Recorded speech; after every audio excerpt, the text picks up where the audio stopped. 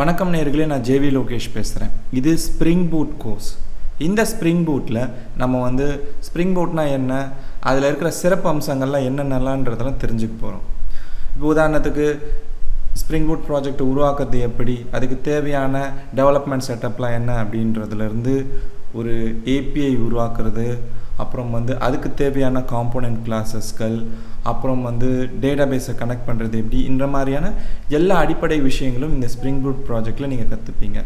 இதுக்கு முக்கியமாக நீங்கள் ஒரு இ-காமர்ஸ் ப்ராஜெக்ட் மாதிரி ஒன்று பண்ண போகிறீங்க. அதில் நம்ம ஒரே ஒரு ஏபிஐ தான் பண்ண போகிறோம். அந்த ஒரு ஏபிஐலேயே இப்போ நான் சொன்ன எல்லா விஷயத்தையுமே, முக்கியமான கான்செப்ட்ஸ் எல்லாத்தையுமே நம்ம கற்றுப்போம். இந்த வீடியோ உங்களுக்கு பிடிச்சிருந்ததுன்னா இதோடைய எக்ஸ்டெண்டட் வெர்ஷனை கொண்டு வரும். அதாவது இந்த இ-காமர்ஸ் ப்ராஜெக்டில் அடுத்தடுத்து வரக்கூடிய ஏபிஐகள் என்னென்ன அப்படின்றத நான் யூசர் சம்மந்தப்பட்ட ஏபிஐகள், லாகின், ரெஜிஸ்டர், அப்புறம் ஒரு ஆர்டரை க்ரியேட் பண்ணுற ஏபிஐ, அப்புறம் கடைசியாக பேமெண்ட்டை க்ரியேட் பண்ணுற ஏபிஐ எல்லாத்தையுமே நான் கொண்டு வருவேன் இந்த வீடியோவை நீங்கள் சப்போர்ட் பண்ணிங்கன்னா. சரி, வாங்க இந்த ப்ராஜெக்டை ஆரம்பிக்கலாம்.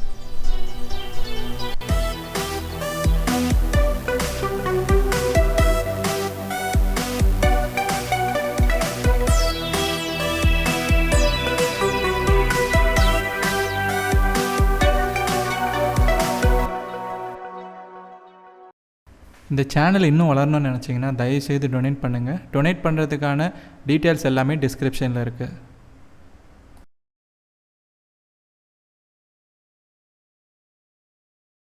ஹாய், இப்போது நம்ம நம்மளுடைய ஸ்ப்ரிங் பூட்டை பயன்படுத்துறதுக்கு உங்கள் கம்ப்யூட்டரில் என்னெல்லாம் பொருத்தப்பட்டிருக்கணுங்கிறத சொல்ல போகிறேன்.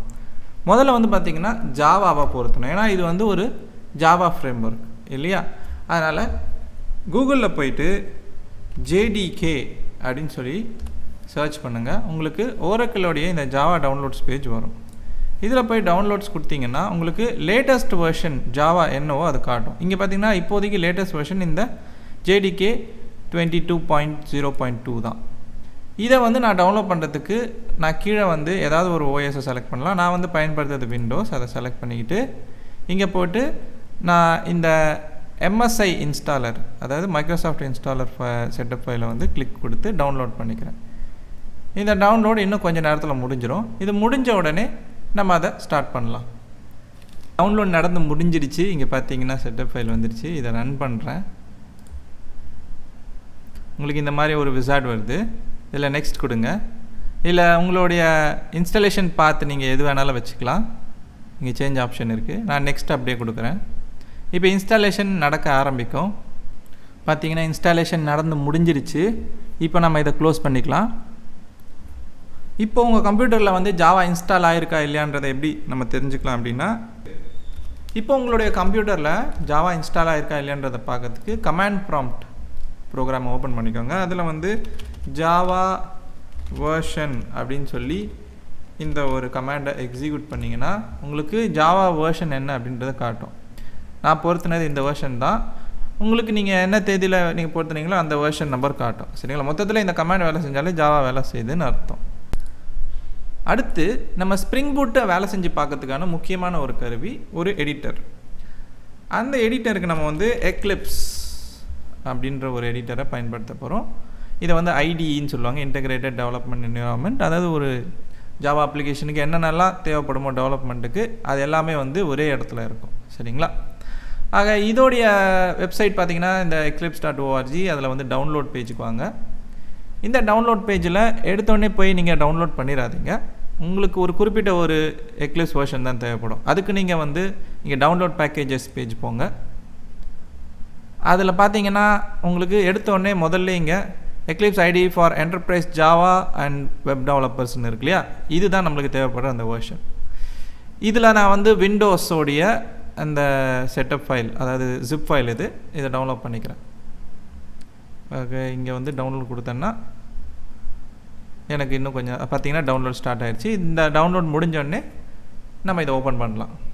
பார்த்தீங்கன்னா எக்லிப்ஸ் டவுன்லோட் ஆகிடுச்சு. சரிங்களா. இது கிளிக் பண்ணிங்கன்னா உங்களுக்கு இது ஓப்பன் ஆகும். நான் விண்ட்ரார் இன்ஸ்டால் பண்ணியிருக்கிறதால இதில் ஓப்பன் ஆகுது. இதில் பார்த்தீங்கன்னா எக்லிப்ஸ் ஃபோல்டர் இருக்கு இல்லையா.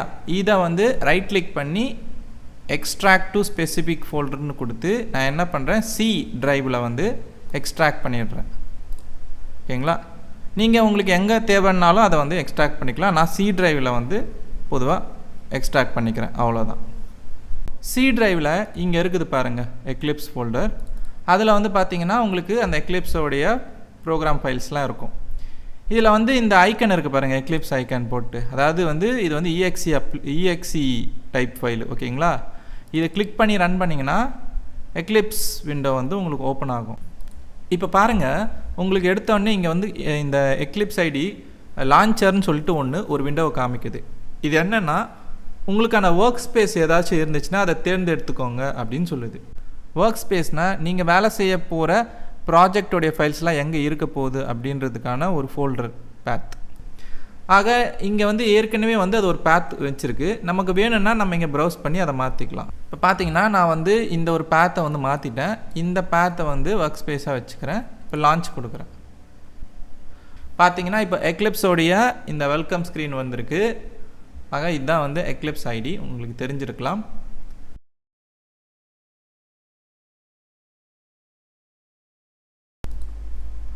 இப்போது இந்த எக்லிப்ஸ்குள்ளே நம்ம ஒரு ஸ்ப்ரிங் பூட் ப்ராஜெக்டை வந்து வேலை செய்ய முடியும். அதுக்கு முதல்ல நம்ம வந்து ஒரு ஸ்ப்ரிங் பூட் ப்ராஜெக்டை உருவாக்கணும். அது எப்படின்னு தான் தெரிஞ்சுக்க போகிறோம். நீங்கள் இதுக்காக என்ன பண்ண போகிறீங்க, கூகுளில் போயிட்டு ஸ்ப்ரிங் பூட் இனிஷியலைசர் அப்படின்னு சர்ச் பண்ணுங்கள், ஓகேங்களா. ஆக இங்கே உங்களுக்கு ஒரு பேஜ் இருக்குது பாருங்கள். இந்த பேஜோடைய அட்ரஸ் என்னென்னு பார்த்தீங்கன்னா start.spring.io அப்படின்னு இருக்கும். இந்த பேஜ் நம்மளுக்கு எதுக்கு தேவைப்படுதுன்னா, ஒரு ஸ்ப்ரிங் பூட் ப்ராஜெக்டை உருவாக்க தேவைப்படுது. சரி, இதில் முதல்ல நம்ம செலக்ட் பண்ண வேண்டியது என்னென்னா, இங்கே ப்ராஜெக்டோடைய டைப் வந்து மேவன்ங்கிறது வந்து ஒரு ப்ராஜெக்ட் மேனேஜ்மெண்ட் டூல். இந்த ப்ராஜெக்ட்டுக்கு தேவைக்கூடிய முக்கியமான ஃபைல்ஸ் எல்லாத்தையும் கொண்டு வரத்துக்கும் அதை சரியாக பராமரிக்கிறதுக்கும் பயன்படுது. நம்ம மேவன் செலக்ட் பண்ணிக்கணும். அப்புறம் இங்கே லாங்குவேஜ் வந்து ஜாவா. அப்புறம் ஸ்ப்ரிங் பூட் வந்து பார்த்திங்கன்னா 3.3.2ல் இருக்குது, அதை அப்படியே செலக்ட் பண்ணிக்கோங்க. இப்போ இந்த இடத்துல குரூப்புன்ற ஒரு இடம் இருக்கு இல்லையா, அதில் வந்து நீங்கள் உங்களுடைய குரூப் பெயர் வச்சுக்கலாம். குரூப் பெயர் கிட்டத்தட்ட உங்களுடைய கம்பெனி பெயராக கூட இருக்கலாம். ஸோ இந்த இடத்துல நான் ஜேவிஎல் கோடுன்னு வச்சுக்கிறேன். அப்புறம் ஆர்டிஃபேக்ட் பேர் வந்து என்னன்னு பார்த்தீங்கன்னா டெமோ அப்படின்னு இருக்குது. ஆர்டிஃபேக்ட் பேரை வந்து நீங்கள் மாற்றிக்கலாம். நான் ஜேவிஎல் கார்ட் அப்படின்னு வச்சுக்கிறேன். இது கிட்டத்தட்ட அவங்க ப்ராஜெக்ட் பேர் மாதிரி, சரிங்களா. அடுத்து வந்து இந்த இடத்துல ப்ராஜெக்டோடைய டிஸ்கிரிப்ஷன் ஏதாவது போட்டுக்கலாம். நான் வந்து இந்த இடத்துல வந்து இது வந்து ஒரு இ-காமர்ஸ் ப்ராஜெக்ட் அப்படின்னு சொல்கிறேன். E-commerce rest API using spring boot அப்படின்னு நான் இந்த மாதிரி டிஸ்கிரிப்ஷன் போட்டுக்கிறேன். உங்களுக்கு என்ன வேணுமோ அதை நீங்கள் போட்டுக்கலாம். அடுத்து பார்த்தீங்கன்னா பேக்கேஜிங் வந்து ஜார்னே இருக்கட்டும். ஜாவா வந்து பார்த்தீங்கன்னா நீங்கள் என்ன வெர்ஷன் வச்சுருக்கீங்களோ அந்த வெர்ஷன் செலக்ட் பண்ணணும். நான் வந்து 22 வெர்ஷன் தான் இன்ஸ்டால் பண்ணேன் இல்லையா, அதனால் 22ன்னு செலக்ட் பண்ணியிருக்கேன். அடுத்து இங்கே மேலே வரும். இந்த இடத்துல டிபெண்டன்சிஸ்ன்ற ஒரு தலைப்பை பார்க்குறீங்க. இந்த டிபெண்டன்சிஸ் என்னன்னு கேட்டிங்கன்னா துணைக்கருவி. நீங்கள் வந்து ஒரு ரெஸ்ட் ஏபிஐ சம்மந்தப்பட்ட சர்வீஸ்களை பயன்படுத்த போகிறீங்க, அல்லது டேட்டாபேஸ் சம்மந்தப்பட்ட சர்வீஸை பயன்படுத்த போகிறீங்க, செக்யூரிட்டி சம்மந்தப்பட்ட சர்வீஸ் பயன்படுத்த போகிறீங்கன்னா அதுக்கு சம்மந்தப்பட்ட லைப்ரரிஸ் எல்லாம் வந்து நீங்கள் இங்கே உள்ளே கொண்டு வர வேண்டியதாக இருக்கும்.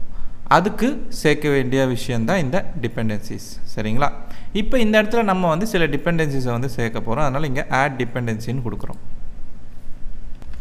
இப்போ முதல்ல வந்து நம்ம இந்த இடத்துல வந்து வெப் அப்படின்னு சொல்லி சர்ச் பண்ணுறோம். பார்த்தீங்கன்னா ஸ்ப்ரிங் வெப் அப்படின்னு சொல்லிட்டு ஒரு டிபெண்டன்சி இருக்குது. இது நம்மளுக்கு நிச்சயமாக தேவை. ரெஸ்ட் சம்மந்தப்பட்ட ஒரு அப்ளிகேஷனை உருவாக்குறோம், அதாவது ரெஸ்ட் ஏபிஐ சம்மந்தப்பட்ட ஒரு அப்ளிகேஷன் உருவாக்குறோன்னா இது நிச்சயமாக நம்மளுக்கு தேவை. அதோட உள்ளுக்குள்ளே ஒரு சர்வர் ஒன்று இருக்கும். அதுதான் முக்கியமாக இங்கே இந்த பேக்கேஜோடைய பலன்.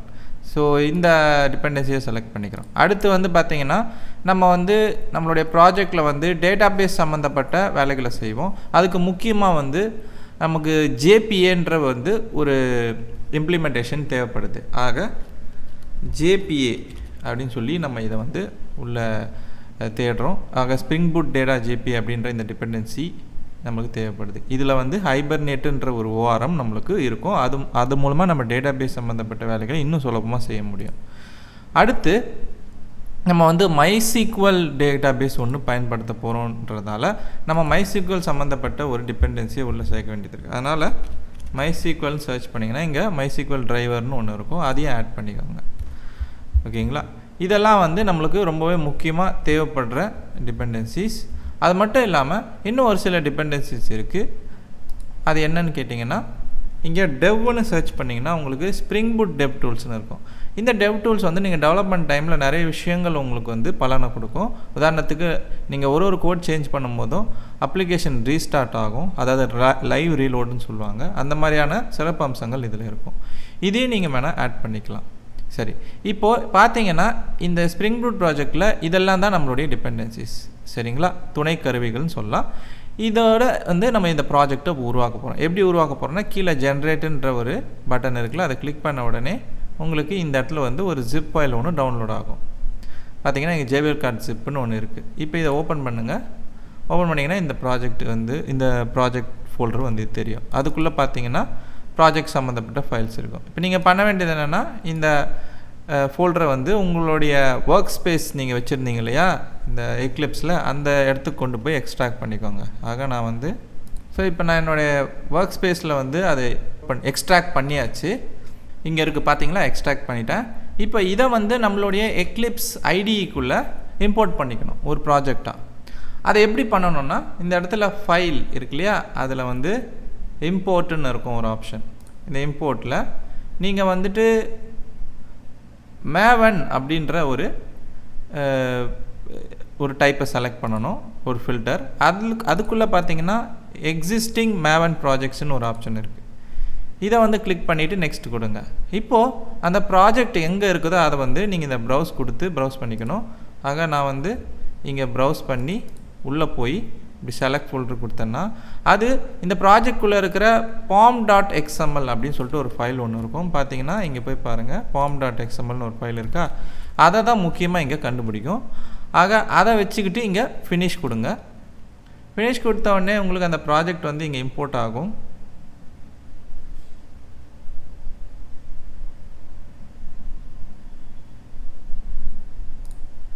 ஸோ இப்போ நீங்கள் பார்த்தீங்கன்னா உங்கள் ப்ராஜெக்ட் வந்து இங்கே இம்போர்ட் ஆகிருக்குது. அதை நீங்கள் இங்கே பார்க்க முடியுது. ஓகேங்களா.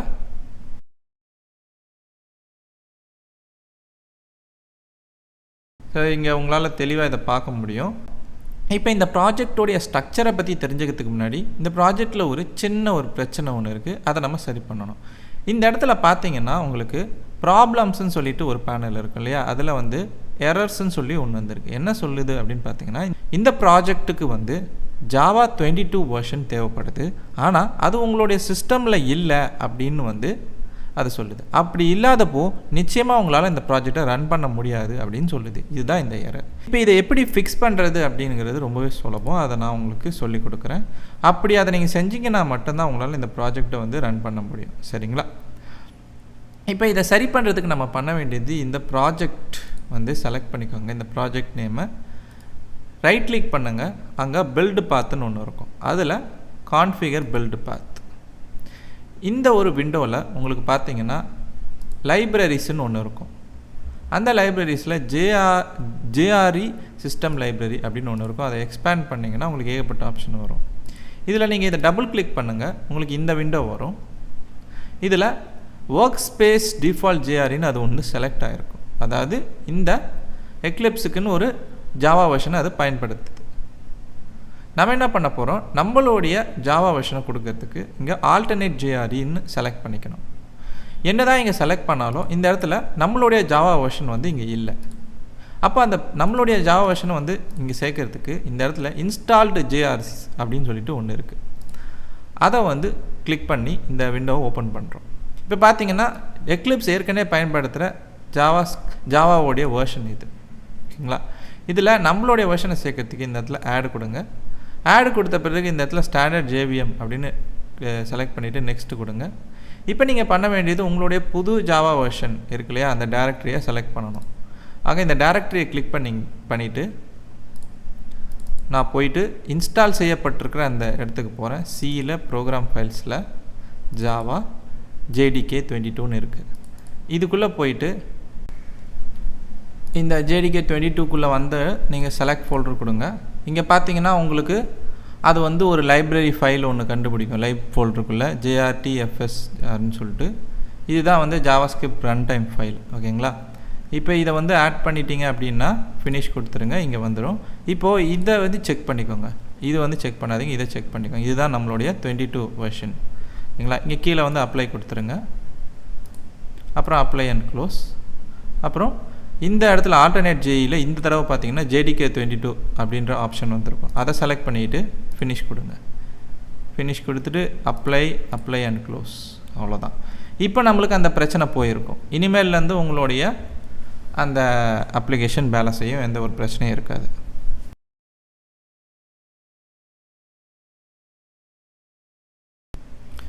இப்போது இந்த ப்ராஜெக்டோடைய ஸ்ட்ரக்சரை வந்து நான் சொல்ல போகிறேன். பார்த்தீங்கன்னா உங்களுக்கு இந்த ப்ராஜெக்டோடைய ஸ்ட்ரக்சர் வந்து இங்கே கீழே இருக்கும். இங்கே SRC ஃபோல்டர், அந்த ஃபோல்டருக்குள்ளே தான் வந்து உங்களுக்கு மெயின் சோர்ஸ் கோடு எல்லாமே இருக்கும். சரிங்களா? ஆனால் அது கீழே வந்து இங்கே பார்த்தீங்கன்னா pom.xmlனு இருக்கும். பார்த்தீங்களா? இதுதான் ரொம்ப முக்கியமான ஒரு ஃபைல். இதுதான் நம்மளுடைய மேவனுடைய கான்ஃபிகரேஷன் ஃபைல் அப்படின்னு சொல்லுவோம். சரிங்களா? இதுக்குள்ளே என்னென்ன விஷயங்கள் இருக்குது அப்படின்றத பார்த்தீங்கன்னா, நம்ம இந்த ப்ராஜெக்ட்டுக்கு சேர்த்த டிபெண்டன்சிஸ் மற்றும் இந்த ப்ராஜெக்டோடைய வேர்ஷன் என்ன, இந்த தகவல் எல்லாம் இருக்கும். இதில் பார்த்தீங்கன்னா இங்கே டிபெண்டன்சிஸ்ன்னு சொல்லிட்டு ஒரு XML டேக் இருக்குது. பார்த்தீங்களா? அதுக்குள்ளே டிபெண்டன்சின்ற டேக்குக்குள்ளே ஒவ்வொரு டிபெண்டன்சி சம்மந்தப்பட்ட தகவல் இருக்கும். இப்போ இந்த ப்ராஜெக்ட்டுக்கான டிபெண்டன்சி சேர்த்தோம். அதில் வந்து ஸ்ப்ரிங் பூட்டோடைய JPன்னு சொல்லிட்டு ஒரு டிபெண்டன்சி சேர்த்தோம். அதோடைய ஐடி என்ன அப்படின்றது வந்து ஆர்டிஃபேக்ட் ஐடின்னு சொல்லப்படுது. அதுக்கப்புறம் அது வந்து அந்த கருவி வந்து ஒரு துணை கருவி அப்படின்றதால ஒரு குறிப்பிட்ட குரூப்பை சார்ந்ததாக இருக்கும். அந்த குரூப் தான் வந்து பார்த்திங்கன்னா குரூப் ஐடி அப்படின்ற பேரில் இங்கே இருக்கும். ஆக இது வந்து ஸ்ப்ரிங் ஃப்ரேம்வொர்க் .boot அப்படின்ற பேரில் இருக்குது. இந்த மாதிரி இந்த குரூப் சம்மந்தப்பட்டது எல்லாமே இந்த குரூப்போடைய ஐடி தான் இருக்கும். பார்த்திங்கன்னா இங்கெல்லாம் அதே தான் இருக்குது. ஓகேங்களா? வேறு ஒரு குரூப்பாக இருந்துச்சுன்னா இங்கே வேறு ஒரு குரூப் ஐடி இருக்கும். பார்த்திங்கன்னா நம்ம MySQL கனெக்டர்னு சொல்லி ஒன்று சேர்த்தோம் டிபெண்டன்சியில். அதில் வந்து com.mysqlன்ற ஒரு குரூப்புக்குள்ளே இது வரும். இப்படி தான் இருக்கும். ஓகேங்களா? டிபெண்டன்சிஸ் இதெல்லாம் இருந்தால் தான் இந்த ப்ராஜெக்ட்டுக்கு தேவையான விஷயங்கள் எல்லாம் என்னன்றதை வந்து நம்மளுடைய இந்த ஸ்ப்ரிங் பூட் தெரிஞ்சுக்கிட்டு அது சம்மந்தப்பட்ட லைப்ரரிஸ் எல்லாம் உங்களுடைய சிஸ்டமில் டவுன்லோட் பண்ணும். அண்ட் அந்த லைப்ரரிஸ் கொண்டு தான் உங்களுடைய ப்ராஜெக்ட் ரன் ஆகும். சரிங்களா? இதுதான் விஷயம். ஓகே, இப்போது இந்த pom.xml வந்து உங்களுடைய ப்ராஜெக்டோடைய இந்த டைரக்டரியில் இருக்கும். அப்புறம் இந்த இடத்துல பார்த்தீங்கன்னா வந்து help.mdன்னு ஒரு ஃபைல் இருக்குல்ல, அது வந்து இந்த ப்ராஜெக்ட் சம்மந்தப்பட்ட முக்கியமான தகவல், அதாவது எப்படி ப்ராஜெக்ட் ஸ்டார்ட் பண்ணுறது, அது சம்மந்தப்பட்ட டாக்குமெண்டேஷனில் எங்கே இருக்குது, அதை பற்றின தகவலாம் இது கொடுக்கும். இதுதான் இது. இப்போது நம்ம வந்து இந்த SRC ஃபோல்டருக்குள்ளே போனோம்னா மெயின்குள்ளே ஜாவாக்குள்ளே JVL code JVL cart அதில் வந்து இந்த JVL cart application.javaன்னு ஒரு ஃபைல் இருக்குது. சரி, ஓகேங்களா? இந்த ஃபைலை நீங்கள் இப்படியும் நீங்கள் நேரடியாக இப்படி ஆக்சஸ் பண்ண முடியும் இங்கே. ஆக இதை ஓப்பன் பண்ணிங்கன்னா உங்களுக்கு வந்து இந்த ப்ரோக்ராம் என்ன அப்படின்றது காமிக்குது. இது என்ன அப்படின்னு பார்த்தீங்கன்னா ரொம்பவே முக்கியமான ஒரு ப்ரோக்ராம். இந்த ஸ்ப்ரிங் பூட் அப்ளிகேஷன் தொடங்கிறதுக்கான ஒரு ப்ரோக்ராம். இதுதான் உங்கள் அப்ளிகேஷனுடைய என்ட்ரி பாயிண்ட்டுன்னு சொல்லலாம். இந்த ஒரு கிளாஸ் வந்து வேலை செஞ்சால் தான் உங்கள் அப்ளிகேஷனுக்கான மற்ற கிளாஸஸ் எல்லாம் வேலை செய்யும். இந்த ஸ்ப்ரிங் பூட்டுக்கு சில கான்ஃபிகரேஷன்லாம் நம்ம வந்து சேர்க்க வேண்டியதாக இருக்கும். அதெல்லாம் நம்ம எங்கே சேர்ப்போம் அப்படின்னா இந்த SRCயில் மெயின்குள்ளே ரிசோர்ஸ் அப்படின்னு ஒரு ஃபோல்டர் இருக்கும். அதை நீங்கள் இங்கேயே ஆக்சஸ் பண்ண முடியும். இப்படி அதில் வந்து பார்த்திங்கன்னா application.propertiesன்னு ஒரு ஃபைல் இருக்கும். இதில் வந்து முக்கியமான கான்ஃபிகரேஷன் எல்லாத்தையுமே நீங்கள் உள்ளே சேர்க்கலாம். உதாரணத்துக்கு டேட்டாபேஸ் சம்மந்தப்பட்டதோ அல்லது உங்கள் அப்ளிகேஷனுக்கு தேவைப்படுற சில கான்ஃபிகரேஷன்களோ எல்லாத்தையுமே இங்கே தான் நீங்கள் வந்து சேர்க்க வேண்டியதாக இருக்கும். அதுக்கான ஒரு ஃபைல் தான் இது. ஓகேங்களா?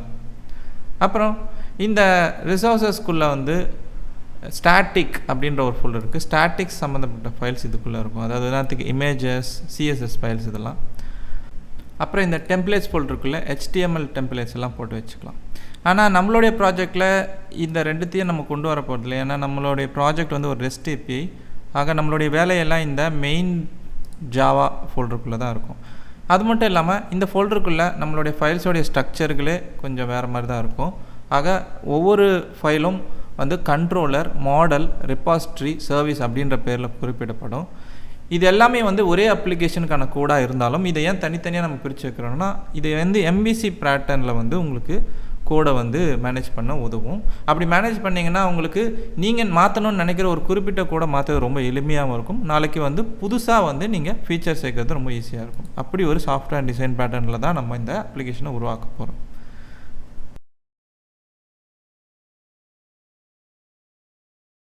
இப்போ நம்ம இந்த ப்ராஜெக்டை ரன் பண்ணுறது எப்படி அப்படின்றத தெரிஞ்சுக்க போகிறோம். ஆனால் அதை ரன் பண்ணால் நம்மளுக்கு ஏதாச்சும் ஒரு அவுட்புட் தரணும் இல்லையா? அதுக்காகவே நம்ம என்ன பண்ணலான்னா இங்கே ஒரு டெஸ்ட் பண்ணுறதுக்கான ஒரு கண்ட்ரோலர் ஒன்று உருவாக்க போகிறோம். கண்ட்ரோலருங்கிறது ஒரு சிம்பிள் ஜாவாஸ்கிரிப்ட் கிளாஸ் தான். நம்ம ரெக்வஸ்ட்லாம் வந்துச்சுன்னா, அதாவது ப்ரௌசர்லேருந்து ஏதாச்சும் வந்து நம்ம ஏபிஐ ரெக்வஸ்ட் அனுப்பிச்சோம்னா அதை ஹேண்டில் பண்ணக்கூடிய முக்கியமான ஃபைலே அதுதான். சரி, இப்போது நம்ம என்ன பண்ண போகிறோம்னா இந்த JVL கார்ட் அப்படின்ற இந்த பேக்கேஜ் இருக்கு இல்லையா? இதுக்குள்ளே தான் நம்ம அந்த கிளாஸை வந்து சேர்க்க போகிறோம். ஆக ரைட் கிளிக் பண்ணி நியூ கிளாஸ் அப்படின்னு சொல்லி இந்த விண்டோ வரும். இப்போ இதில் வந்து நான் வந்து டெஸ்ட் கண்ட்ரோலர் அப்படின்னு சொல்லி ஒரு கிளாஸ் ஃபைலை உருவாக்குறேன். சரி, இப்போ நான் என்ன பண்ண போகிறேன்னா இதை ஃபினிஷ் கொடுத்த உடனே இங்கே எனக்கு ஒரு கிளாஸ் உருவாக்கிடும். இப்போ இதில் மேலே வந்து முதல்ல ரெஸ்ட் கண்ட்ரோலர் அப்படின்னு ஒன்று சேர்க்கணும், ஒரு அனடேஷன். இந்த அனடேஷன் பற்றி நான் உங்களுக்கு அப்புறமா சொல்கிறேன். அப்புறம் இந்த இடத்துல நம்ம வந்து ஒரு பப்ளிக் ஃபங்க்ஷன் ஒன்று எழுத போகிறோம். ஆக இந்த ஃபங்க்ஷன் பேர் என்னென்னா டெஸ்ட். சரி, இதில் நம்ம வந்து ரிட்டர்ன் பண்ண போகிறது வந்து ஒரு டெக்ஸ்ட் ஹலோ வேர்ல்ட் அப்படின்னு சொல்லி. ஓகேங்களா? இப்போது இந்த இடத்துல நம்ம வந்து ஒரு பப்ளிக் ஃபங்க்ஷன் ஒன்று உருவாக்க போகிறோம். பப்ளிக் ஸ்ட்ரிங் டெஸ்ட் அப்படின்னு சொல்லிட்டு ஒரு ஃபங்க்ஷன். இது வந்து ரிட்டர்ன் பண்ண போகிறது வந்து ஒரு ஸ்ட்ரிங்கு தான், ஹலோ வேர்ல்ட் அப்படின்ற ஒரு ஸ்ட்ரிங்கு. இப்போது இந்த ஃபங்க்ஷனுக்கு மேலே கெட் மேப்பிங் அப்படின்னு சொல்லி ஒரு அனடேஷன் சேர்க்க போகிறோம்.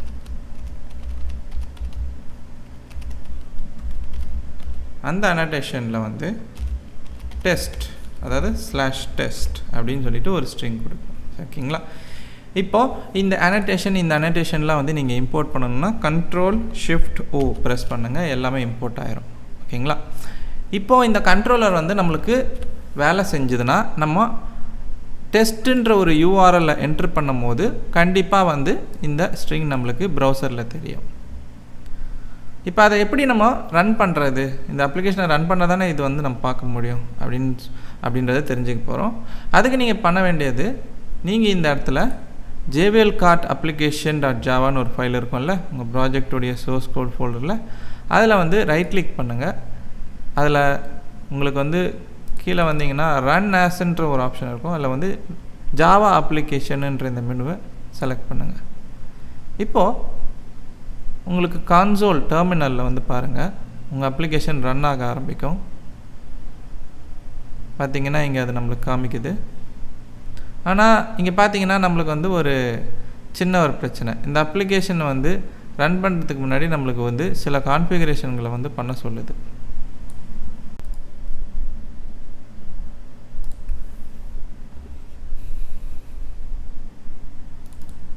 இது என்ன எரர்னு பார்த்தீங்கன்னா, நம்ம வந்து இந்த ப்ராஜெக்டில் வந்து டேட்டாபேஸ் சம்மந்தப்பட்ட விஷயங்களை வந்து பயன்படுத்துகிறோம் இல்லையா?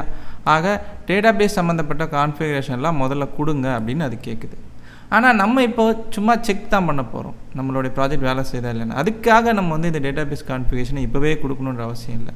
அதனால் நான் என்ன பண்ண போகிறேன், ஒரு சின்ன ஒரு விஷயம் பண்ண போகிறேன். என்னென்னா, நம்ம இந்த ப்ராஜெக்டில் வந்து ரிசோர்ஸஸ் ஃபோல்டருக்குள்ளே application.propertiesனு ஒரு ஃபைல் இருக்குதுன்னு சொன்னேன். அந்த ஃபைலுக்குள்ளே நீங்கள் ப்ராஜெக்ட் சம்மந்தப்பட்ட கான்ஃபிகரேஷனை சேர்க்கலாம்னு சொன்னேன். அதில் நான் இப்போ ஒரு முக்கியமான ஒரு கான்ஃபிகரேஷன் சேர்க்க போகிறேன்.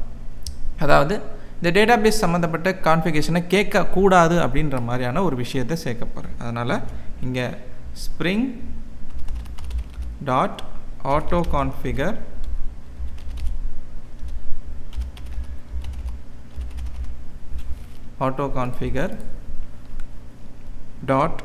exclude equal to org.springframework.auto-configure.jdbc.data source auto configuration. So இந்த ஸ்பெல்லிங் எல்லாம் கரெக்டாக இருக்கணும். இதில் ஏதாச்சும் ஒரு லெட்டர் வந்து தப்பாக இருந்தால் கூட உங்களுக்கு வராது. முக்கியமாக இந்த டேட்டா சோர்ஸில் எஸ் கேபிட்டல் லெட்டரில் இருக்குது, கவனிச்சுக்கோங்க. ஆக இந்த ஒரு லைனை வந்து நீங்கள் இங்கே கொடுத்தீங்கன்னா இது என்ன பண்ணோன்னா இந்த கான்சோலில் பார்த்தோம் இல்லையா, அந்த ஒரு எரரை வர விடாமல் பண்ணும். அதாவது இப்போதைக்கு நம்மளுக்கு டேட்டா பேஸை இது கேட்காது. ஆனால் எதிர்காலத்தில் நம்ம நிச்சயமாக வந்து டேட்டா பேஸை பயன்படுத்த வேண்டியதாக இருக்கும். அப்போ இந்த லைனை நீக்கிடுவோம். சரிங்களா? ஓகே, இப்போ திரும்பவும் போயிட்டு நீங்கள் இந்த ஃபைலை ரைட் கிளிக் பண்ணி ரன் ஆஸ்ன்னு கொடுத்து இப்படி ஜாவா அப்ளிகேஷன் கொடுக்கலாம். அல்லது இங்கே மேலே ஏற்கனவே நீங்கள் ரன் பண்ணதால் அது இங்கே இருக்கும். நீங்கள் ஈஸியாக இதை கிளிக் பண்ணாலே ரன் ஆகும். இப்போ பார்த்தீங்கன்னா உங்களோட அப்ளிகேஷன் ரன் ஆகிடுச்சு.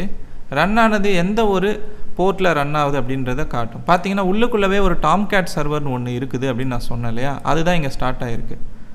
ஆக இங்கே Tomcat server started on port 8080ன்னு இருக்குது. இந்த 8080 வந்து நீங்கள் ஆக்சஸ் பண்ணணும் உங்களுடைய வெப் ப்ரௌசரில். அதை எப்படின்னு நான் சொல்கிறேன். மொத்தத்தில் பார்த்தீங்கன்னா இங்கே வந்து நம்மளுடைய அப்ளிகேஷன் ரன் ஆகிருக்கு அப்படின்றது தான் விஷயம். ஓகே, இப்போது நம்ம வந்து இதெல்லாமே இருக்கட்டும். இப்போது இந்த டெஸ்ட் கண்ட்ரோலரில் நம்ம வந்து போட்டோம் இல்லையா, இந்த டெஸ்ட் அப்படின்ற யூஆர்ஐ ஆக்சஸ் பண்ணால் அலோ வேர்ல்டு கிடைக்கணும். அதை எப்படி நம்ம பார்க்குறது அப்படின்னா, உங்களுடைய ப்ரௌசர் ஸ்டார்ட் பண்ணிக்கோங்க.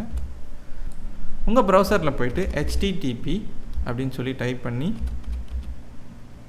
அதில் லோக்கல் ஹோஸ்ட்டுன்னு கொடுங்க. இந்த லோக்கல் ஹோஸ்ட்டில் இதுக்கப்புறம் போர்ட் நம்பர் நம்மளுக்கு வரணும். உங்களுக்கே தெரியும்னு நினைக்கிறேன், இதுக்கு முன்னாடி நான் சொல்லியிருந்தேன். இது வந்து எந்த போர்ட்டில் ரன் ஆகுது அப்படின்னு பார்த்தீங்கன்னா உங்களுக்கு 8080 போர்ட்டில் ரன் ஆகுது அப்படின்னு சொல்லியிருந்தேன் இல்லையா.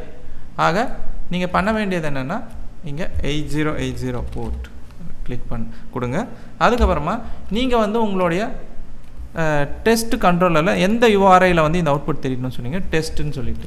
ஆக இந்த இடத்துல போய் டெஸ்ட்டுன்னு நான் என்ட்ரு பண்ணுறேன். என்ட்ரு பண்ணோடனே பார்த்தீங்கன்னா இங்கே எனக்கு ஹலோ வேர்ல்டுன்ற டெக்ஸ்ட் தெரியுது. ஸோ இப்போ உங்களுக்கு வந்து இந்த அப்ளிகேஷன் ரன் ஆகுது. ரன் ஆகினதோட நீங்கள் உருவாக்கின ஒரு சின்ன ஒரு யூஆர்ஐக்கான ஒரு அவுட்புட்டையும் பார்க்குறீங்க.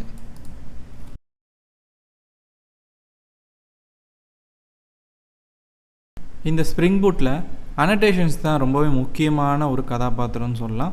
அதை நீங்கள் புரிஞ்சுக்கிட்டால் வேகமாக உங்களால் டெவலப்மெண்ட் பண்ண முடியும். இந்த ஸ்ப்ரிங் பூட் முழுக்க நிறைய அனடேஷன்ஸ் இருந்தாலும் இப்போதைக்கு நம்ம கண்ணுக்கு தெரிஞ்ச ஒரு சில அனடேஷன்ஸ் பற்றி நான் சொல்ல நினைக்கிறேன். அதில் முதல் அனடேஷன் என்னென்னா, இந்த JVL கார்ட் அப்ளிகேஷன் அப்படின்ற ஜாவா ஃபைல் இருக்கு இல்லையா, இதில் நீங்கள் பார்க்குற இந்த ஸ்ப்ரிங் பூட் அப்ளிகேஷன் அப்படின்ற ஒரு அனடேஷன். இந்த அனடேஷன் கிட்டத்தட்ட 3 அனடேஷன்களை உள்ளே அடக்கி வச்சுருக்கு அப்படின்னு சொல்லலாம். 3 முக்கியமான அனடேஷன்ஸ். அது என்னென்னு பார்த்தீங்கன்னா, spring boot configuration, enable auto configuration, component scan. இது மட்டும் இல்லாமல் இன்னும் சில அனடேஷன்ஸை இது உள்ளே அடக்கி வச்சுருக்கு. அதாவது இது வந்து இத்தனை அனடேஷன்ஸை உள்ளே அடக்கி வச்சுருக்கு அந்த மாதிரி. ஓகேங்களா? இந்த ஒவ்வொரு அனடேஷன்ஸுக்குமே ஒவ்வொரு வேலை இருக்குது. சரி, இந்த ஸ்ப்ரிங் பூட் அனடேஷனுடைய வேலை என்ன அப்படின்னு பார்த்தீங்கன்னா, இது உங்களுடைய இந்த கிளாஸ், அதாவது இந்த JVL கார்ட் அப்ளிகேஷன் என்ற இந்த கிளாஸ் வந்து ஸ்ப்ரிங் பூட் புரிஞ்சுக்கும். இதுதான் உங்களுடைய அப்ளிகேஷனுடைய மெயின் ஃபைல் அப்படின்னு சொல்லி அதுக்காக தான் இந்த அனடேஷனை சேர்க்குறாங்க. அடுத்தது வந்து இந்த டெஸ்ட் கண்ட்ரோலருக்குள்ளே வரும். இந்த டெஸ்ட் கண்ட்ரோலருக்குள்ளே ரெஸ்ட் கண்ட்ரோலர் அப்படின்னு சொல்லிட்டு ஒரு அனடேஷன் இருக்குது. இந்த அனடேஷன் வந்து 2 முக்கியமான அனடேஷனை உள்ளே வச்சுருக்கு. என்னென்னா, கண்ட்ரோலர் அப்படின்ற ஒரு அனடேஷன், அப்புறம் ரெஸ்பான்ஸ் பாடி. இது ரெண்டுமே முக்கியமாக தேவை இந்த அனடேஷனுக்கு. ஏன்னா இந்த ரெண்டும் தான் வந்து உங்களுடைய இந்த அவுட்புட்டை வர வைக்கிறதுக்கு முயற்சி பண்ணுது. ஆக இந்த கண்ட்ரோலர் அப்படின்ற ஒரு அனடேஷன் எதுக்குன்னா, இந்த ஒரு ஃபைல், அதாவது இந்த ஃபைல் இருக்கு இல்லையா, இதை வந்து ஒரு கண்ட்ரோலர் ஃபைல், அதாவது உங்களுடைய அப்ளிகேஷனுடைய ரிக்வெஸ்டெல்லாம் ஹேண்டில் பண்ணக்கூடிய ஒரு ஃபைல் அப்படின்னு ரெஜிஸ்டர் பண்ணுது. அப்புறம் ரெஸ்பான்ஸ் பாடி அப்படின்ற ஒரு அனோடேஷன் என்ன பண்ணோன்னா நீங்கள் அனுப்பக்கூடிய டேட்டாவை ஒரு HTTP ரெஸ்பான்ஸ் டேட்டாவாக மாற்றும். இப்போ உதாரணத்துக்கு பார்த்தீங்கன்னா இங்கே நம்மளுக்கு ஹலோ வேர்ல்டுன்ற டெக்ஸ்ட் தெரியுது. ஆனால் இதுக்கு பின்னாடி இது எப்படி நம்மளுக்கு தெரியுதுன்றதை பார்க்கணுன்னா Ctrl+Shift+I ப்ரெஸ் பண்ணுங்கள், டெவலப்பர் டூல்ஸ் வரும். அதில் நெட்வொர்க் டேப்பில் போய்ட்டு திரும்பவும் இந்த பேஜை ரிஃப்ரெஷ் பண்ணிங்கன்னா உங்களுக்கு இது அப்ளிகேஷன் ரெக்வஸ்ட் எப்படி போகுதுன்றது காட்டும். ஆக இங்கே ரெக்வஸ்ட் போகிறத இந்த மாதிரி தான் போகும். போயிட்டு அது உங்களுக்கு ரெஸ்பான்ஸ் கொண்டு வரது எப்படி கொண்டு வருது பாருங்கள், ஒரு டெக்ஸ்ட் HTML-ஆக கொண்டு வருது. ஆக இந்த மாதிரி ஒரு HTTP ரெக்வஸ்ட்டையும் HTTP ரெஸ்பான்ஸையும் கொண்டு வரதுக்கு முக்கியமாக இந்த ரெஸ்ட் கண்ட்ரோலர்ன்ற அனோடேஷன் தேவைப்படுது. உங்களுக்கு ரெஸ்பான்ஸை அனுப்பும் போது அது சரியாக போய் சேரணுன்னா இந்த ரெஸ்ட் கண்ட்ரோலர் அதெல்லாம் பார்த்துக்கும். ஓகே, சரி. இந்த இடத்துல இன்னொரு விஷயம் என்னென்னா இங்கே கெட் மேப்பிங்குன்னு சொல்லிட்டு ஒரு அனோடேஷன் இருக்குது இல்லையா, அது எதுக்கு அப்படின்னு சொல்லி நீங்கள் கேட்பீங்க. இந்த கெட் மேப்பிங்கிறது நீங்கள் ஹேண்டில் பண்ணுறது எல்லாமே ரெக்வஸ்ட் தான் இதுக்குள்ளே, ஓகேங்களா. இப்போ பார்த்தீங்கன்னா இந்த ஒரு பேஜை இந்த டெஸ்ட்டுன்ற ஒரு ரெக்வஸ்ட் போய் தான் உங்களுக்கு இந்த டெக்ஸ்ட் ரெஸ்பான்ஸ் வருது அப்படின்னும் போது இதுவுமே ஒரு ரெக்வஸ்ட் தான். ஆனால் எல்லா ரெக்வஸ்ட்டுமே ரெக்வஸ்ட் மெத்தடுன்ற ஒரு விஷயத்தை ப்ரௌசர் அனுப்பும். இங்கே பார்த்தீங்கன்னா தெரியும். இந்த கெட் ரிக்வஸ்ட்டை எப்போ அனுப்புவோன்னா, ஒன்று நம்ம சர்வர்கிட்டேருந்து ஏதாச்சும் ஒரு டேட்டா வாங்கணும்னு நினைக்கும்போது அனுப்புவோம். உதாரணத்துக்கு இங்கே ஹலோ வேர்ல்டுன்ற ஒரு டேட்டா நம்மளுக்கு தேவைப்படுது, அதனால் இந்த மெத்தட் வச்சு அனுப்புகிறோம். இதுவே நம்ம ஏதாச்சும் ஒரு வேல்யூஸ் அனுப்பணும்னு நினச்சா போஸ்ட் ரிக்வெஸ்ட் மெத்தடில் அனுப்புவோம், சரிங்களா. ஆக இந்த மாதிரி ஒவ்வொரு மெத்தடுக்கு ஏற்ற மாதிரி நம்மளால் ரெக்வஸ்ட்டை ஹேண்டில் பண்ண முடியணும். இந்த இடத்துல நம்ம வெறும் கெட் ரிக்வஸ்ட்டை மட்டும் தான் ஹேண்டில் பண்ணணும் அப்படின்னு கொடுக்குறோம். அப்போது இந்த இடத்துல கெட் மேப்பிங்கிற இந்த ஒரு அனோடேஷனை நம்ம பயன்படுத்துகிறோம். இது வெறும் கெட் ரிக்வஸ்ட்டை மட்டும் தான் ஹேண்டில் பண்ணணும். ஆக இங்கே டெஸ்ட்டுன்ற யூஆர்லுக்கு நீங்கள் கெட் ரிக்வஸ்ட்டில் வந்தால் மட்டும்தான் இந்த ரெஸ்பான்ஸ் வரும். இதுவே இந்த இடத்துல கெட்டை எடுத்துகிட்டு போஸ்ட் மேப்பிங்னு ஒன்று இருக்குது, அதை போடுறேன்.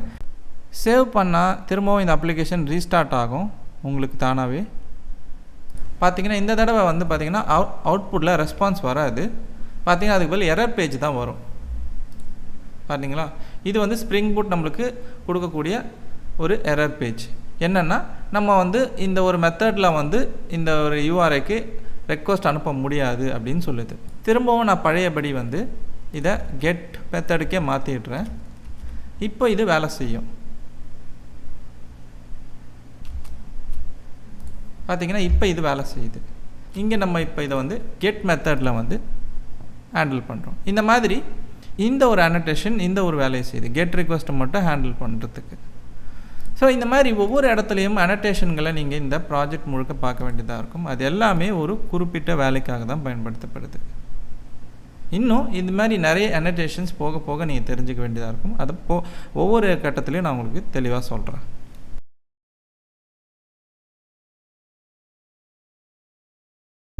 நீங்கள் இந்த கான்சோல் டேப் ஓப்பன் பண்ணிங்கன்னா இங்கே ஸ்டாப் அல்லது டெர்மினேட்டுன்ற ஒரு ஆப்ஷன் இருக்குது பார்த்தீங்களா, கிளிக் பண்ணுங்கள், அப்ளிகேஷன் ஸ்டாப் ஆயிரும்.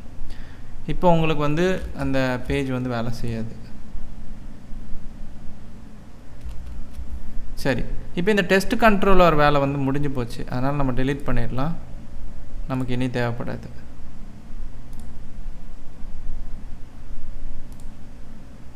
இப்போது நம்ம அடுத்து ஒரு ஏபிஐ செய்ய போகிறோம் அடுத்த பகுதியில். அதுக்கு நமக்கு டேட்டாபேஸ் கான்ஃபிகர் பண்ண வேண்டியது இருக்குது. அதனால் டேட்டாபேஸ் கான்ஃபிகர் எப்படி பண்ணுறதுன்றதை இந்த பகுதியில் தெரிஞ்சுக்க போகிறீங்க. நம்ம பயன்படுத்துறது MySQL டேட்டாபேஸ் தான். அதை எப்படி கான்ஃபிகர் பண்ணுறதுன்னு நான் சொல்கிறேன்.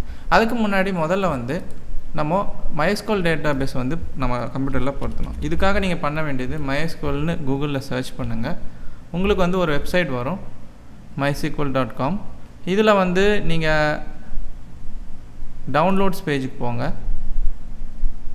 இந்த டவுன்லோட்ஸ் பேஜில் நீங்கள் கம்யூனிட்டி எடிஷன் டவுன்லோட் பண்ணலாம். எங்கே இருக்கும் அப்படின்னு பார்த்தீங்கன்னா கீழே MySQL கம்யூனிட்டி GPL டவுன்லோட்ஸ்னு இருக்கும். இந்த பேஜுக்கு போங்க.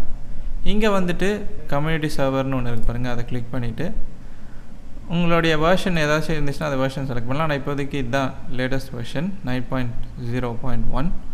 இதில் விண்டோஸ் நான் பயன்படுத்துகிறேன். அந்த விண்டோஸ் ஆப்ரேட்டிங் சிஸ்டமை செலக்ட் பண்ணிவிட்டு நான் இங்கே டவுன்லோட் கொடுத்து இந்த இன்ஸ்டால் பண்ணிக்கலாம். இது இன்ஸ்டால் பண்ணும்போது கூடவே உங்களுக்கு ஒர்க் பெஞ்சுன்ற ஒரு சாஃப்ட்வேரும் தேவைப்படும். அதுக்கான பேஜ் லிங்க் இதுக்கு முந்தின பேஜில் உங்களுக்கு கீழே இங்கே இருக்குது. இதையும் நீங்கள் சேர்த்து இன்ஸ்டால் பண்ணிக்கலாம், ஓகேங்களா.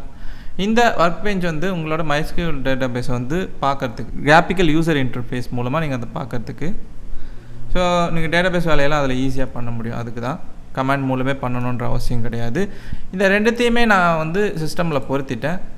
ஸோ இந்த ரெண்டுத்தையும் நீங்கள் பொருத்தும் போது உங்களுக்கு MySQL டேட்டாபேஸில் ரூட் அக்கௌண்ட், ரூட் பாஸ்வேர்டு எல்லாம் செட் பண்ண வேண்டியதாக இருக்கும். அதெல்லாம் செட் பண்ணி முடிச்சிட்ட பிறகு நீங்கள் வந்து இந்த ஒர்க் பெஞ்சை வந்து ஓப்பன் பண்ணலாம். ஸோ ஒர்க் பெஞ்சை ஓப்பன் பண்ணிங்கன்னா உங்களுக்கு வந்து இங்கே கனெக்ஷன் ஆட் பண்ணுறதுக்கான ஒரு ஆப்ஷன் இருக்கும். அந்த கனெக்ஷனை வந்து கிளிக் பண்ணிங்கன்னா நீங்கள் வந்து கனெக்ஷன் நேம் ஒன்று வச்சுக்கலாம். இங்கே நான் லோக்கல்னு வச்சுருக்கேன். அதே மாதிரி நீங்களும் லோக்கல்னு வச்சுக்கோங்க. அப்புறம் உங்களுடைய MySQL டேட்டாபேஸை செட் பண்ணும்போது ஒரு யூசர் நேம் கொடுத்துருப்பீங்க, பாஸ்வேர்டு கொடுத்துருப்பீங்க. அது ரெண்டுத்தையுமே இங்கே வந்து நீங்கள் செட் பண்ணிவிட்டு டெஸ்ட் கனெக்ஷன் கொடுத்தீங்கன்னா கனெக்ஷன் ஓகேன்னு சொல்லும். அதுக்கப்புறம் நீங்கள் ஓகே கொடுத்தீங்கன்னா இந்த மாதிரி ஒரு கனெக்ஷன் செட் ஆயிரும். இதுதான் உங்களுடைய லோக்கல் டேட்டாபேஸ் கனெக்ஷனுடைய ஒரு அதை திறந்து பார்க்கறதுக்கான ஒரு ஆப்ஷன். ஓகேங்களா? இப்போ இந்த ஒர்க் பெஞ்சில் இந்த லோக்கல் டேட்டாபேஸ் கனெக்ஷன் வந்து இப்போ நான் டபுள் கிளிக் பண்ணேன்னா இப்போ எனக்கு அந்த பாஸ்வேர்டு கேட்கும். ஆக பாஸ்வேர்டு வந்து நான் கொடுக்குறேன். கொடுத்த பிறகு இது வந்து ஓப்பன் ஆகும். ஸோ இதுதான் வந்து பார்த்திங்கன்னா டேட்டாபேஸ் வந்து பார்க்கறதுக்கான ஒரு வழி யூசர் இன்டர்ஃபேஸில். இதில் வந்து நீங்கள் ஏற்கனவே உருவாக்கின டேட்டாபேஸ் எல்லாம் இங்கே பார்க்க முடியும். இதில் புதுசாக நீங்கள் டேட்டாபேஸ் எதாவது உருவாக்கிக்கிறதா இருந்தாலும் உருவாக்கலாம். இப்போ நம்மளுடைய ப்ராஜெக்ட்டுக்கு புது டேட்டாபேஸை நான் உருவாக்க போகிறேன். அதை எப்படி உருவாக்கலாம் அப்படின்னா இந்த இடத்துல ரைட் கிளிக் பண்ணி கிரியேட் ஸ்கீமா அப்படின்னு கொடுத்தனா இந்த ஒரு விண்டோ வரும். இந்த விண்டோவில் JVL கார்ட் அப்படின்னு சொல்லி நேம் கொடுத்து அப்ளை கொடுக்குறேன். இந்த ஒரு SQL ரன் பண்ணவான்னு கேட்கும். அப்ளை கொடுங்க, ஃபினிஷ் கொடுங்க. இப்போ பார்த்தீங்கன்னா உங்களுடைய டேட்டாபேஸ் வந்து இங்கே உருவாகியிருக்கும். இங்கே பார்த்தீங்கன்னா JVL கார்ட்டுன்னு இருக்குது. இதுக்குள்ளே எந்த டேபிள்ஸும் இருக்காது. ஆனால் எதிர்காலத்தில் அது எல்லாமே உருவாக்கப்படும். சரி, இப்போதைக்கு இந்த வேலையை பண்ணி முடிச்சிட்டிங்க அப்படின்னா ஓகே, நம்மளுடைய இந்த கான்ஃபிகரேஷன் ஃபைல் எக்லிப்ஸில் இருக்குல்ல, application.properties அந்த ஃபைலுக்குள்ளே வாங்க. இப்போ வந்து நம்ம இந்த கான்ஃபிகரேஷனை வந்து எடுக்க போகிறோம். ஏன்னா டேட்டாபேஸ் இல்லாமல் முதல் தடவை ரன் பண்ணணும்னு நினச்சோம் அப்ளிகேஷனை. அப்போ இந்த டேட்டாபேஸை வந்து கேட்கக்கூடாது அப்படின்னு சொல்லி நம்ம இந்த கான்ஃபிகரேஷனை போட்டோம். இப்போது நம்ம டேட்டாபேஸை வந்து கனெக்ட் பண்ண போகிறோன்றதால நம்மளுக்கு இந்த கான்ஃபிகரேஷன் வந்து எடுக்க வேண்டியதாக இருக்கும். அதனால் எடுத்துருங்க. இதை எடுத்துகிட்டு புதுசாக நான் சொல்ல போகிற சில கான்ஃபிகரேஷன் ப்ராப்பர்ட்டிகளை உள்ளே சேர்க்க போகிறீங்க. அது என்னென்னு நான் சொல்கிறேன். Spring dot data source dot URL. இந்த கான்ஃபிகரேஷன் என்னென்னா உங்களுடைய MySQL டேட்டாபேஸ் இருக்கு இல்லையா, அது அந்த கனெக்ஷன் ஸ்ட்ரிங்கை வந்து கொடுக்கறதுக்கு. அதை நீங்கள் எப்படி கொடுக்கணுன்னா இங்கே JDBC :MySQL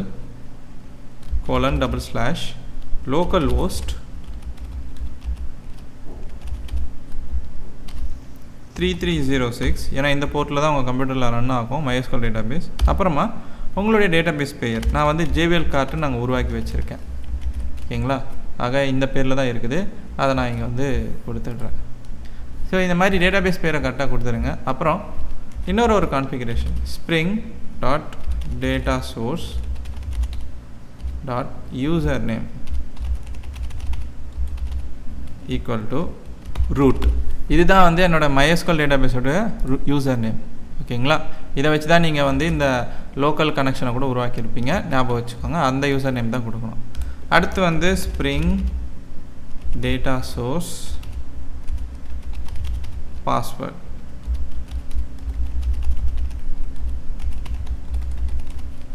இதில் வந்து பாஸ்வேர்டு வந்து நான் வந்து இதுதான் வச்சுருக்கேன்.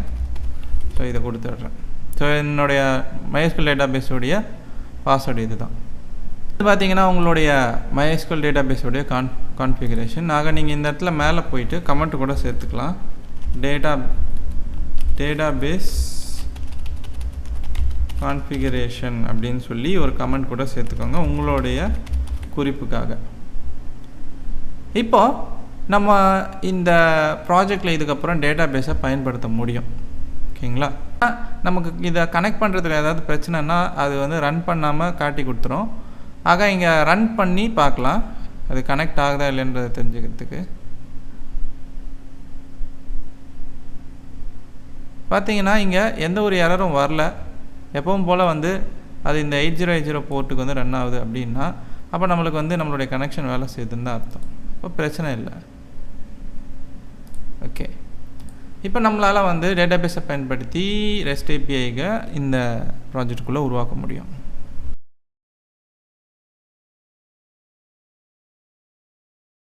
இப்போ நான் வந்து ப்ராடக்ட் லிஸ்ட்டுக்கான ஏபிஐ உருவாக்க போகிறேன். அந்த ஏபிஐ ஒவ்வொரு கட்டத்துலேயும் எப்படி வேலை செய்யுது அப்படின்றத உங்களுக்கு ரொம்ப தெளிவாக சொல்ல போகிறேன். அதனால் நல்லா கவனிச்சுக்கோங்க. சரி, இப்போ முதல்ல நம்ம பண்ண போகிறது என்னென்னா ஒரு கண்ட்ரோலர் ஒன்று உருவாக்க போகிறோம். அதுக்கு நீங்கள் வந்து இந்த JBL கார்ட் பேக்கேஜில் ரைட் கிளிக் பண்ணி நியூவில் கிளாஸ் இந்த மெனு செலக்ட் பண்ணிங்கன்னா இந்த விண்டோ வரும்.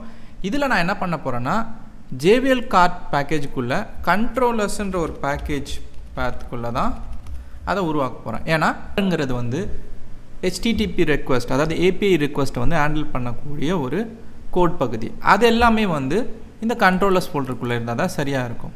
இப்போது நம்ம உருவாக்க போகிற எல்லா கண்ட்ரோலர்ஸும் இந்த பேக்கேஜுக்குள்ளே தான் வரப்போகுது. சரிங்களா? ஆக இப்போ நம்ம உருவாக்க போகிற முதல் கண்ட்ரோலர் என்னென்னா ப்ராடக்ட் கண்ட்ரோலர். ஓகேங்களா? இதை இப்படி ஃபினிஷ் கொடுத்தேன்னா எனக்கு அந்த கிளாஸ் உருவாகிடும். இப்போது இந்த கிளாஸில் நான் வந்து முதல்ல பண்ண வேண்டியது என்னென்னா இது வந்து ஒரு கண்ட்ரோலர் அப்படின்றத வந்து ஸ்ப்ரிங் பூட்டுக்கு புரிய வைக்கிறதுக்கு நான் இங்கே மேலே வந்து ரெஸ்ட் கண்ட்ரோலர் அப்படின்ற ஒரு அனோட்டேஷனை சேர்க்கணும். ஓகேங்களா? அப்புறமா நான் எப்பவும் போல் இங்கே ஒரு மெத்தட் ஒன்று எழுதலாம். அந்த மெத்தட் நம்மளுக்கு லிஸ்ட்டு சம்மந்தப்பட்ட டேட்டாவை தரும். சரி, முதல்ல இந்த ரெஸ்ட் கண்ட்ரோலரை நான் இம்போர்ட் பண்ணிக்கிறேன். Ctrl+Shift+O ப்ரெஸ் பண்ணி இம்போர்ட் ஆயிரும். அடுத்து இங்கே வந்து public void get all products அப்படின்னு சொல்லிட்டு ஒரு மெத்தட். இதுதான் நம்மளுக்கு அந்த டேட்டாவை லிஸ்ட் சம்மந்தப்பட்ட டேட்டாவை தரப்போகுது. ஆனால் இப்போதைக்கு நம்ம இந்த இடத்துல வந்து வெறும் வாய்ட் கொடுத்துருக்கோம். ஆனால் இந்த மெத்தட் வந்து ரிட்டர்ன் பண்ண போகிறது வந்து ஒரு டேட்டா இல்லையா? அதனால் நம்ம அதை எப்படி கொடுக்கலாம் அப்படின்னா என்ன மாதிரியான டேட்டாவை அதை ரிட்டர்ன் பண்ண போகுது அப்படின்னா லிஸ்ட்டு சம்மந்தப்பட்ட டேட்டாவை அனுப்ப போகுது அப்படின்னு சொல்கிறோம். ஆக இங்கே லிஸ்ட்டுன்னு கொடுத்துட்றேன். ஓகேங்களா? அதுலேயும் இது என்ன மாதிரியான லிஸ்ட்டு வந்து தரப்போகுது அப்படின்னா இம்போர்ட் பண்ணோம். இது வந்து ஜாவாவுடைய யூட்டில் பேக்கேஜில் இருக்கிற லிஸ்ட்டு. இதுக்கு என்ன ஜெனரிக் டைப் அப்படின்னு பார்த்தீங்கன்னா இதில் வந்து மேப் இருக்கும். அண்ட் ஒவ்வொரு மேப்லேயும் வந்து ஸ்ட்ரிங் ஆப்ஜெக்ட் அப்படின்ற மாதிரி வந்து அந்த மேப் இருக்கும். ஸோ இப்படி தான் இருக்கும் அந்த இது. ஆக மேப்பையும் வந்து இம்போர்ட் பண்ணிடலாம் யூட்டில் பேக்கேஜ்லேருந்து. இப்போது நம்ம இங்கேருந்து ரிட்டர்ன் பண்ண போகிறோம். சும்மா ஒரு சாம்பிள் டேட்டா மாதிரி ஒன்று ரிட்டர்ன் பண்ண போகிறோம். என்னென்னா அரேஸ் பேக்கேஜ் அப்படின்னு ஒன்று இருக்குது யூட்டிலில். அதில் வந்து உங்களுக்கு வந்து ஆஸ் லிஸ்ட்டுன்ற மெத்தடில் நீங்கள் டேட்டாவை ரிட்டர்ன் பண்ணலாம். மேப் வச்சு எப்படின்னா மேப் டாட் ஆஃப் அப்படின்ற மெத்தட் வச்சு நீங்கள் ரிட்டர்ன் பண்ணலாம். இதில் வந்து ப்ராப்பர்ட்டியோடைய பேர், அந்த அரேயில் வந்து ப்ராப்பர்ட்டியோடைய பேர் நேம், அப்புறம் அந்த ப்ராப்பர்ட்டியோடைய வேல்யூ வந்து நான் பக்கத்தில் கொடுக்கலாம். இப்படி ஒரு ஸ்ட்ரிங்காக நான் வந்து ப்ராடக்ட் 1 அப்படின்னு கொடுக்குறேன். அடுத்து ஒரு ப்ராப்பர்ட்டி பேர் வந்து ப்ரைஸ். அந்த ப்ராப்பர்ட்டிக்கான வேல்யூ வந்து 224 அப்படின்னு சொல்லிட்டு கொடுக்குறேன் ஒரு இன்டீஜராக. ஓகேங்களா? இப்போ இதே லைனை வந்து நான் வந்து டூப்ளிகேட் பண்ணி கீழே போடுறேன். ஒரு ப்ராடக்ட்டு, அதுக்கான டேட்டா இது. ஸோ இதுக்கு வந்து ப்ராடக்ட் 2, ப்ரைஸ் வந்து 1 2 3. ஓகேங்களா? இப்போ இந்த மாதிரி ஒரு லிஸ்ட்டை வந்து நான் ரிட்டர்ன் பண்ணுறேன். ஓகேங்களா? இது வந்து நமக்கு ஜேசன் டேட்டாவாக வரணும். ஆனால் அதுக்கு நான் முதல்ல பண்ண வேண்டியது என்ன, இதை வந்து நம்ம ஆக்சஸ் பண்ணுறதுக்கான ஒரு விஷயம் என்னென்னா இங்கே வந்து மேப்பிங் பண்ணணும். இது கெட் மேப்பிங்கா போஸ்ட் மேப்பிங்கான்றதை நம்ம சொல்லணும். நம்மளை பொறுத்த வரைக்கும் இங்கே டேட்டா ரிட்டர்ன் பண்ணுறோம். கண்டிப்பாக இது வந்து கெட் மேப்பிங்காக தான் இருக்கணும் இல்லையா? ஆக இங்கே கெட் மேப்பிங். ஓகேங்களா? இப்படி கொடுத்துட்றோம். இந்த கெட் மேப்பிங்கில் என்ன URL இது வரப்போகுது அப்படின்னா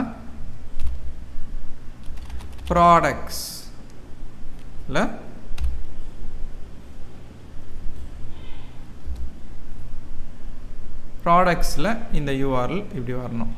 ஓகேங்களா? சேவ் பண்ணிவிட்டு இப்போது இந்த பேக்கேஜ் எல்லாத்தையும் இம்போர்ட் பண்ணிவிட்டு சேவ் பண்ணிவிட்டு நம்ம இந்த ப்ரோக்ராமை வந்து ரன் பண்ணலாம்.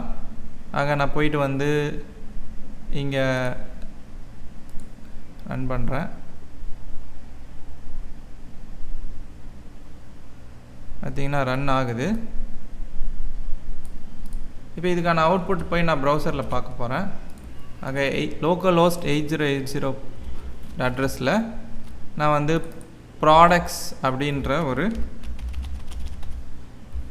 யூஆரில் ஆக்சஸ் பண்ணால் எனக்கு இங்கே ஜேசன் டேட்டா வருது ப்ரௌசரில். நீங்கள் இதுக்கப்புறம் வந்து சோதிக்க போகிறது எல்லாமே வந்து ஒரு ஏபிஐ தான் இல்லையா? அதனால் நீங்கள் போய் ப்ரௌசரில் சோதிக்கணுன்ற அவசியம் இல்லை. நீங்கள் போயிட்டு வந்து அதை ஒரு போஸ்ட்மேன் மாதிரியான ஏபிஐ டெஸ்ட் பண்ணுற டூல்லையும் சோதிக்கலாம். ஓகேங்களா? இப்போ அதுக்கு நீங்கள் பண்ண வேண்டியது என்னென்னா, போஸ்ட்மேன் அதை போயிட்டு டவுன்லோட் பண்ணணும். முடிஞ்சால் அதில் அக்கௌண்ட்டை கூட சைன்இன் பண்ணுங்கள். டவுன்லோட் பண்ணுறதுக்கான பேஜ் இங்கே இருக்குது. டவுன்லோட் பண்ணுங்கள். இங்கே போயிட்டு நான் ஏற்கனவே டவுன்லோட் பண்ணி இன்ஸ்டால் பண்ணிட்டேன். ஆக என்னோடய சிஸ்டமில் போஸ்ட்மேன் அப்படின்ற பேரில் அது இருக்குது. இப்போ நான் இந்த ஆப்பை ஓப்பன் பண்ணுறேன்.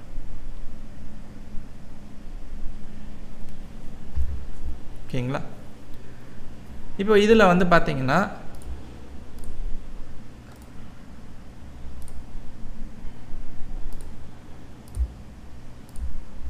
இப்போ நீங்கள் முடிஞ்சால் உங்கள் அக்கௌண்ட் இருந்துச்சுன்னா சைன்இன் பண்ணிக்கோங்க உங்கள் ரெக்வஸ்ட்டை சேவ் பண்ணுறதுக்கு. ஆனால் இப்போ நான் டெஸ்ட் மட்டும் தான் பண்ண போகிறேன்.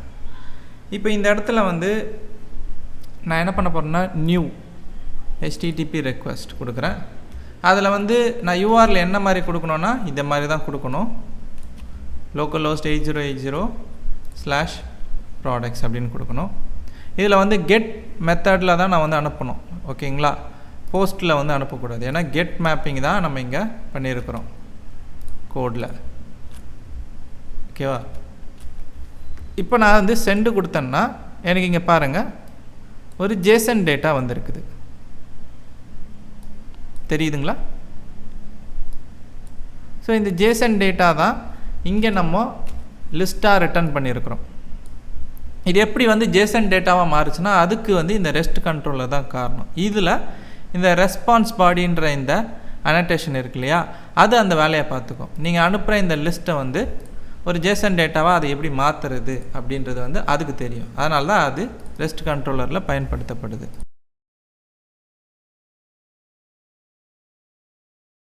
இந்த கெட் மேப்பிங்கில் ப்ராடக்ட்ஸுன்ற யூஆர்ஐ வச்சுருக்கு. அப்போது இந்த யூஆர்லுக்கு வரக்கூடிய ரெக்வஸ்ட் எல்லாமே இந்த மெத்தடுக்குள்ளே தான் வந்து சேரும். அதுக்கான ரெஸ்பான்ஸ் போய் சேர்ந்துடும்.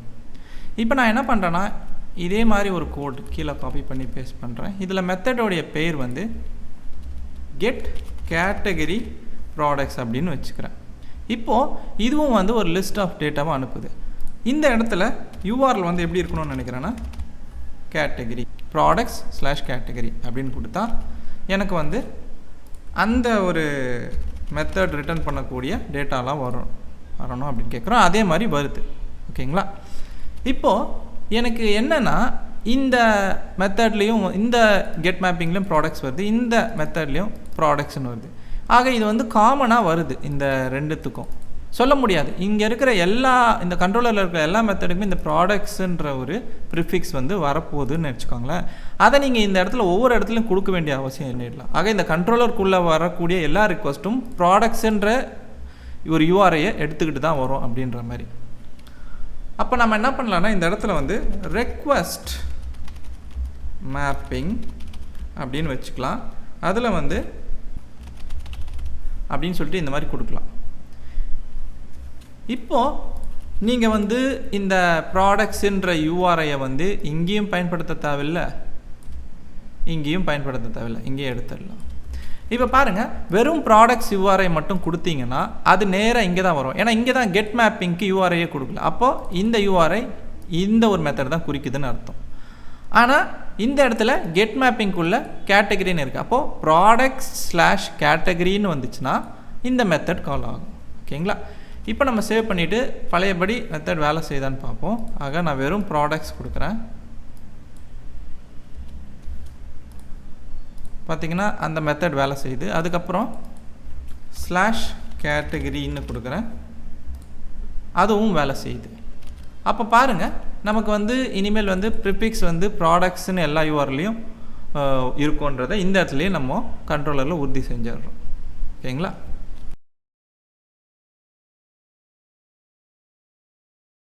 இப்போ நம்ம இதுக்கு முன்னாடி வந்து பார்த்த அவுட்புட் வந்து ஒரு டம்மி ஜேசன் டேட்டா உள்ளேருந்து நம்மளே லிஸ்ட் டேட்டா மாதிரி தயாரித்து அனுப்புகிறோம். ஆனால் நம்மளுக்கு ரியல் டேட்டா தான் வேணும் இந்த கெட் ஆல் ப்ராடக்ட்ஸ்லேருந்து. அதுக்கு நம்ம என்ன பண்ணணும்னா, என்டிட்டி அப்படின்ற ஒரு ஸ்ப்ரிங் பூட் விஷயத்தை உருவாக்கணும். இந்த என்டிட்டி தான் உங்களுக்கு வந்து ரியல் டேட்டாவை உங்கள் டேட்டாபேஸில் இருக்கிற டேபிள்லேருந்து எடுத்து கொடுக்க உதவி செய்யும். அதனால் நம்ம ஒரு என்டிட்டியை உருவாக்க போகிறோம். அதுவும் என்ன என்டிட்டினா ப்ராடக்ட் சம்மந்தப்பட்ட என்டிட்டி. அதுக்காக நம்ம என்ன பண்ணுறோன்னா இந்த இடத்துல JBL கார்ட் பேக்கேஜில் ஒரு புது கிளாஸ் உருவாக்குறோம். ஆனால் இந்த கிளாஸ் வந்து ஒரு என்டிட்டி கிளாஸ். அதுலேயும் இது வந்து பார்த்திங்கன்னா என்டிட்டியை வந்து மாடல்ஸ் அப்படின்னு சொல்லுவாங்க. ஓகேங்களா? ஆக இதை வந்து நம்ம என்ன பண்ண போகிறோன்னா மாடல்ஸ் அப்படின்ற ஒரு பேக்கேஜ்குள்ளே வச்சுக்கிறோம். ஆக இங்கே இந்த பேக்கேஜ்குள்ளே ப்ராடக்ட் அப்படின்ற பேரில் ஒரு என்டிட்டி மாடலை உருவாக்குறோம். ஃபினிஷ் கொடுத்தோடனே இது உருவாகிடும். இப்போ இதில் நம்ம வந்து ஒரு என்டிட்டி இந்த ப்ராடக்ட்டுக்குள்ளே என்னென்ன மாதிரியான ஆட்ரிபியூட்ஸ் வரப்போகுது, அதாவது இதில் என்னென்ன டேட்டா ஆட்ரிபியூட்ஸ் இருக்குது. உதாரணத்துக்கு நேமு, ப்ரைஸுன்னு சொல்லிட்டு இங்கே டம்மியாக வச்சோம்ல, அந்த மாதிரி இல்லாமல் இதில் முழுமையாக என்னென்ன வரப்போகுதுன்றதை சொல்ல போகிறோம். என்னென்ன ஆட்ரிபியூட்ஸ் இதுக்கு இருக்குது அப்படின்னு சொல்லி. ஸோ முதல்ல என்ன பண்ண போகிறோன்னா இதில் வந்து ஐடின்ற ஒரு விஷயம் இருக்கும். ஏன்னா டேட்டாபேஸில் ஒவ்வொரு டேட்டாவுக்கும் ஐடின்னு ஒன்று இருக்கும், தனித்துவமான ஐடி. அதை வந்து நம்ம இங்கே ஒரு என்டிட்டிக்கு நிச்சயமாக வச்சுருக்கணும். அதனால் இங்கே ப்ரைவேட் லாங் ஐடி அப்படின்னு சொல்லி ஒன்று உருவாக்குறோம். லாங் டைப்பில் ஐடின்னு சொல்லிட்டு ஒன்று. இந்த ஐடிங்கிறத வந்து ஒரு ப்ரைமரி கீ அப்படின்னு நான் வந்து ஸ்ப்ரிங் பூட்டுக்கு சொல்லணும். சரிங்களா? ஆக அதுக்கு வந்து நான் வந்து இங்கே ஐடி அப்படின்ற ஒரு அனோட்டேஷனை பயன்படுத்தலாம். இது வந்து ஜெகர்தா பெர்சிஸ்டன்ஸ் அப்படின்ற ஒரு பேக்கேஜிலேருந்து கிடைக்கும். இதன் மூலமாக இந்த ஒரு ஐடின்றது வந்து ஒரு ப்ரைமரி கீ அப்படின்னு முடிவு செய்யப்பட்டுரும். ஒவ்வொரு ரோலையும் ஒரு ஐடின்ற ஒரு ஃபீல்டு இருக்கும், தனித்துவமான வேல்யூவோட. அப்புறம் அதுக்கான வேல்யூவை ஜென்ரேட் பண்ணும்போது அது எப்படி ஜென்ரேட் பண்ணணுங்கிறத நம்ம சொல்லணும். சரிங்களா? உதாரணத்துக்கு ஆட்டோ இன்க்ரிமெண்ட் வேல்யூ வந்து இதுக்கு விழணும் இந்த ஐடி ஃபீல்டுக்கு. அப்படின்றதால நம்ம வந்து இந்த இடத்துல ஜெனரேட்டட் வேல்யூ அப்படின்ற ஒரு அனோட்டேஷன், அதில் வந்து strategy equal to generation type equal dot identity அப்படின்னு கொடுக்குறோம். இது என்ன பண்ணோம் அப்படின்னு பார்த்தீங்கன்னா நமக்கு வந்து இந்த இடத்துல இந்த ஐடி ஃபீல்டுக்கு வந்து 1 2 3ன்ற ஒரு நம்பர் வேல்யூ விழணும் இல்லையா? அது வந்து ஆட்டோ இன்க்ரிமெண்ட்டில் விழணும். ஒரு புது ரெக்கார்டு விழும் போதே அதுக்கான வேல்யூவை ஜென்ரேட் பண்ணிடணும் அப்படின்றத வந்து இந்த ஒரு லைன் குறிக்குது, இந்த ஒரு அனோட்டேஷன் குறிக்குது. சரிங்களா? அதுக்கு தான் இதை வந்து நம்ம கொடுக்குறோம். ஸோ இப்போ இந்த ரெண்டுத்தையுமே இதை கொடுத்துட்டா இதுக்கப்புறம் இந்த ஐடி பற்றி கவலைப்பட வேண்டியதில்லை. ஓகேங்களா? அடுத்து நம்ம வந்து மீதி இருக்கிற ஃபீல்ட்ஸை பற்றி கவலைப்படும். அடுத்து நம்ம இங்கே ப்ரைவேட் ப்ராப்பர்ட்டியாக ஸ்ட்ரிங் நேம். ஓகேங்களா? இந்த நேம் ஃபீல்டு வந்து ஒரு ப்ராடக்டுடைய நேமை குறிக்குது. அப்புறம்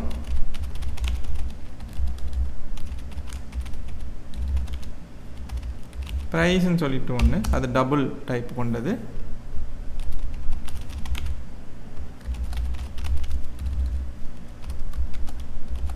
டிஸ்கிரிப்ஷன் சொல்லிட்டு ஒரு ஸ்ட்ரிங் ஃபீல்டு.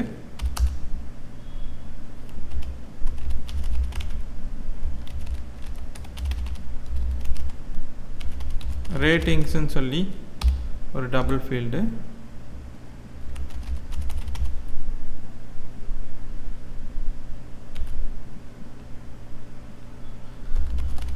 கேட்டகரின்னு சொல்லி ஒரு ஸ்ட்ரிங் ஃபீல்டு.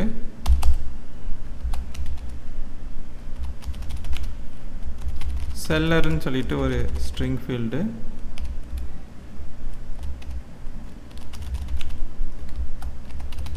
ஸ்டாக்னு சொல்லி ஒரு இன்டீஜர் ஃபீல்டு. ப்ரைவேட்டுன்னு அப்புறம் நம்பர் ஆஃப் ரிவ்யூஸ். அதாவது ஒரு ப்ராடக்ட்டுக்கு ரிவ்யூஸ்ன்னு ஒன்று நம்ம எழுதுவோம், அது எத்தனை ரிவ்யூஸ் இந்த ப்ராடக்ட் இருக்குன்ற கணக்கு வச்சுக்கிறதுக்கு இந்த ஒரு ஃபீல்டு. ஆக நீங்கள் இங்கே பார்க்குற எல்லா ஃபீல்டுமே வந்து பார்த்திங்கன்னா இந்த ஒரு ப்ராடக்ட் டேட்டாக்குள்ளே இருக்கக்கூடிய ஆட்ரிபியூட்ஸ். சரிங்களா?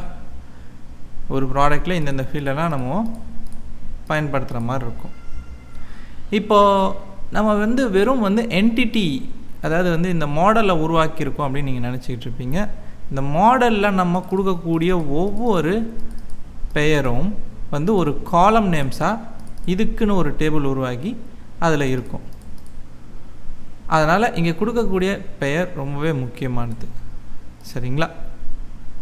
ஓகே, இப்போது இந்த இடத்துல வந்து சில இடத்துல வந்து நம்மளுக்கு வந்து value of field product price not யூஸ்டுன்னு வந்திருக்கு. இதெல்லாம் ஏன்னா நம்ம இதுக்கு வந்து கெட்டர்ஸ் மற்றும் செட்டர்ஸ் வந்து நம்ம ஜென்ரேட் பண்ணோம். அதனால் நம்ம என்ன பண்ணுறோம், இது எல்லாத்தையும் வந்து இப்படி செலக்ட் பண்ணிவிட்டு ரைட் கிளிக் பண்ணி இங்கே சோர்ஸ்னு ஒன்று இருக்கு பாருங்க, அதில் வந்து ஜென்ரேட் கெட்டர்ஸ் அண்ட் செட்டர்ஸ் கொடுக்குறோம். அதில் வந்து இங்கே இருக்கிற எல்லா ஃபீல்டுக்கும் நம்ம ஜென்ரேட் பண்ண போகிறோன்றதால செலக்ட் ஆல் ஜென்ரேட். ஓகேங்களா? இவ்வளோத்துக்கும் வந்து கெட்டர்ஸ் அண்ட் செட்டர்ஸ் வந்துச்சு. ஸ்ப்ரிங் பூட் ரீஸ்டார்ட் ஆயிடுச்சு. அப்போ இந்த என்டிட்டியை கண்டுபிடிச்சிருக்கோம். இதெல்லாம் இவ்வளவும் நம்ம வந்து உள்ளே வந்து ஒரு என்டிட்டி கிளாஸ்க்குள்ளே கொடுத்துருக்கோம். சரிங்களா? ஆனாலும் நம்மளுடைய ஸ்ப்ரிங் பூட்டுக்கு முக்கியமான ஒரு அனோட்டேஷன் வந்து கொடுத்தா தான் இந்த ப்ராடக்ட் கிளாஸ் வந்து ஒரு என்டிட்டி மாடல் கிளாஸ்ன்னு தெரியும். அதுக்கு நீங்கள் வந்து இந்த இடத்துல மேலே என்டிட்டி அப்படின்னு சொல்லிவிட்டு இந்த கிளாஸுக்கு மேலே ஒரு அனோட்டேஷன் சேர்க்கணும். இது சேர்த்தா தான் அது வந்து ஒரு என்டிட்டின்னு கண்டுபிடிக்கும். ஓகேங்களா? இப்போது நம்ம சேவ் பண்ணிவிட்டு நம்மளுடைய அப்ளிகேஷனுக்கான டேட்டாபேஸ் இருக்கும் இல்லையா, இதை போய் ரிஃப்ரெஷ் பண்ணி பார்த்தோம்னா இங்கே பார்த்தீங்கன்னா இந்த டேட்டாபேஸில் எந்த ஒரு டேபிள்ஸும் இப்போதைக்கு இல்லை. சரிங்களா? ஆனால் இந்த என்டிட்டியை வந்து எப்போ பார்க்குதோ அப்போவே வந்து நம்மளுடைய ஸ்ப்ரிங் பூட் வந்து இதுக்கான டேபிளை வந்து உருவாக்கி கொடுக்கும். அதை நம்ம பண்ணுறதுக்கு இந்த அப்ளிகேஷன் ப்ராப்பர்ட்டிஸ் ஃபைலில் ஒரு முக்கியமான கான்ஃபிகரேஷன் ஒன்று சேர்க்கணும். ஓகேங்களா? அது என்ன அப்படின்னா, இங்கே வந்து ஹைபர்னேட் கான்ஃபிகரேஷன்னு சொல்லிட்டு ஒரு கமெண்ட் ஒன்று சேர்த்துக்கலாம். ஏன்னா கீழே வந்து நம்ம சேர்க்கப்படுறது வந்து ஒரு கான்ஃபிகரேஷன், ஹைபர்னேட் கான்ஃபிகரேஷன். ஹைபர்னேட்டுன்றது வந்து ஒரு ஓஆர்எம். சரிங்களா? அது நம்மளுக்கு டேட்டாபேஸ் வேலையை இன்னும் ஈஸியாக ஏற்படுத்தும். நீங்கள் எஸ்கியூஎல்லாம் எழுத வேண்டிய அவசியம் இருக்காது. இதில் ஸ்ப்ரிங்கில் ஜேபிஏல ஹைபர்னேட் அப்படின்னு சொல்லி ஒரு கான்ஃபிகரேஷன் இருக்குது. அதில் வந்து டிடிஎல் ஆட்டோ அப்படின்னு சொல்லி ஒன்று இருக்கும். அதில் அப்டேட் வேல்யூ கொடுத்துருங்க. இப்படி கொடுத்துட்டு நம்ம வந்து சேவ் பண்ணோம்னா பாருங்கள், நம்மளுடைய ஓஆர்எம் வந்து பார்த்திங்கன்னா ஹைபர்னெட் அப்படின்ற இந்த ஓஆர்எம் வந்து உங்களுக்கு சில வேலைகளை வந்து செய்யும். அதாவது நீங்கள் இங்கே என்டிட்டி கொடுத்தீங்களே, அந்த என்டிட்டிக்கான ஒரு டேபிளை வந்து அது உருவாக்கி கொடுக்கும். அதை வந்து நீங்கள் இனிமேல் பார்க்கலாம். இப்போ போய் ரிஃப்ரெஷ் பண்ணி பார்த்தீங்கன்னா இங்கே டேபிள்ஸில் ஒரு டேபிள் உருவாக்கியிருக்கும், ப்ராடக்ட் அப்படின்னு சொல்லி. ஸோ இப்போ உங்களுக்கு பார்த்தீங்கன்னா இந்த ப்ராடக்ட் டேபிள் உருவாக்கியிருக்கு. அதுக்கான காலம்ஸ் வந்து நீங்கள் பார்க்கணுன்னா இந்த இடத்துல டேபிள் இன்ஸ்பெக்டர்னு ரைட் கிளிக் பண்ணிங்கன்னா தெரியும். இதில் காலம்ஸ் பாருங்கள். நம்ம இங்கே பார்க்குற இந்த காலம்ஸ் எல்லாமே வந்து இங்கே நம்ம கொடுத்தது தான். ஐடி, அதாவது இங்கே நேமு, ப்ரைஸு, டிஸ்கிரிப்ஷன், ரேட்டிங்ஸு, இதெல்லாமே இங்கே இருக்குது. அதோடைய டைப்பு வந்து சரியாக இருக்கும் பாருங்கள். நீங்கள் என்ன கொடுத்தீங்களோ அதுக்கேற்ற டைப் மாதிரி இருக்கும். ஸ்ட்ரிங்குனா வேர் கேர். ஓகேங்களா? ஸோ இப்போ உங்களுக்கு வந்து தெரிஞ்சிருக்கும் இந்த ஹைபர்னேட் என்ன பண்ணுது அப்படின்னு சொல்லிட்டு.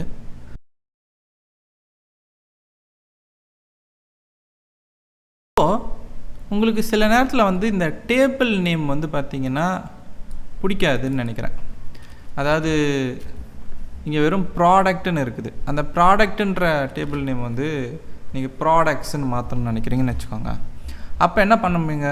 ஏன்னா இங்கே வந்து என்டிட்டி பேர் வந்து ப்ராடக்ட்டுன்னு இருக்கிறதால அது டேபிள் பேரையும் இங்கே ப்ராடக்ட்டுன்னு வச்சு விட்டுருச்சு. ஆனால் உங்களுக்கு ப்ராடக்ட்ஸ், அதாவது வந்து ப்ளூரலில் வைக்கணும்னு நினைக்கிறீங்க. அப்போ என்ன பண்ணலாம் அப்படின்னு கேட்டிங்கன்னா, நீங்கள் வந்து டேபிள் நேமை மாற்றத்துக்கு டேபிள் அப்படின்ற ஒரு அனோட்டேஷனை பயன்படுத்தணும். சரிங்களா? இதில் நேமுன்னு ஒரு ஆட்ரிபியூட் ஒன்று இருக்குது. அதில் நீங்கள் உங்களுடைய டேபிள் நேமை கொடுத்துக்கலாம். நான் வந்து இங்கே ப்ராடக்ட்ஸ் அப்படின்னு கொடுக்குறேன். ஓகேங்களா? இந்த அனோட்டேஷனை இம்போர்ட் பண்ணிடுங்க. இது வந்து ஜெகதா பெர்சிஸ்டன்ட் டேபிள். இப்போது சேவ் பண்ணிங்கன்னா உங்களோட அந்த புது டேபிள் வந்து இப்போ உருவாகியிருக்கும். ரிஃப்ரெஷ் பண்ணிங்கன்னா இங்கே ப்ராடக்ட்ஸ்னு இருக்கும். ஓகேங்களா? இதுதான். இதுலேயும் போய் இன்ஸ்பெக்ட் பண்ணி பாருங்கள், உங்களுக்கு வந்து அதே காலம்ஸ் தான் இருக்கும், ஆனால் டேபிள் நேம் வேறு. இப்போ ஏற்கனவே உருவாக்கின இந்த ப்ராடக்ட் டேபிள் உங்களுக்கு பயன்படாது இல்லையா, அதனால் அதை ரைட் கிளிக் பண்ணி ட்ராப் டேபிள்னு கொடுத்துருங்க. இப்போ அது போயிடும், இந்த டேபிள் மட்டும்தான் இருக்கும். இந்த மாதிரி நீங்கள் டேபிள் நேமையும் இந்த ஒரு அனோட்டேஷன் வச்சு மாற்றிக்கலாம்.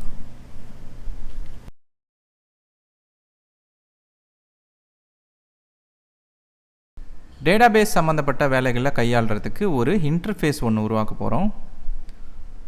அதை எந்த பேத்தில் நம்ம உருவாக்க போகிறோம்னா ரெப்பாஸ்டரிஸ் அப்படின்ற ஒரு பேத்தில் உருவாக்க போகிறோம். ஏன்னா நம்ம உருவாக்க போகிறது வந்து ஒரு ரெப்பாஸ்டரி, சரிங்களா? அதுவும் எதுக்கு? ப்ராடக்ட்ஸ் டேபிளுக்குன்றதால ப்ராடக்ட் ரெப்பாஸ்டரி அப்படின்னு சொல்லி இந்த இன்டர்ஃபேஸை உருவாக்குறேன்.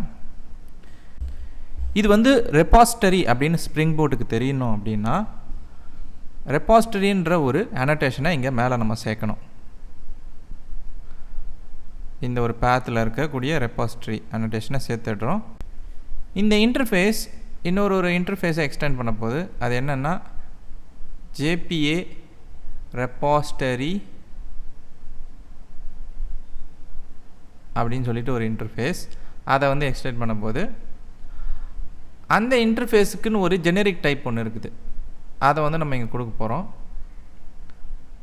அது என்னென்னா ப்ராடக்ட், அதாவது ப்ராடக்ட்டுக்கான ஒரு ரெப்பாஸ்ட்ரி எதுன்றதை குறிக்கிறதுக்கு. அப்புறம் அந்த ப்ராடக்ட்டில் வந்து பார்த்திங்கன்னா ஐடி வந்து லாங்குன்ற டைப்பில் தானே இருக்குது, ஐடி வேல்யூ, அதனால் லாங்குன்னு கொடுத்துட்றோம். இந்த ரெண்டு விஷயம் வந்து தேவை முக்கியமாக இந்த ஜேபிஏ ரெப்பாஸ்ட்ரிக்கு.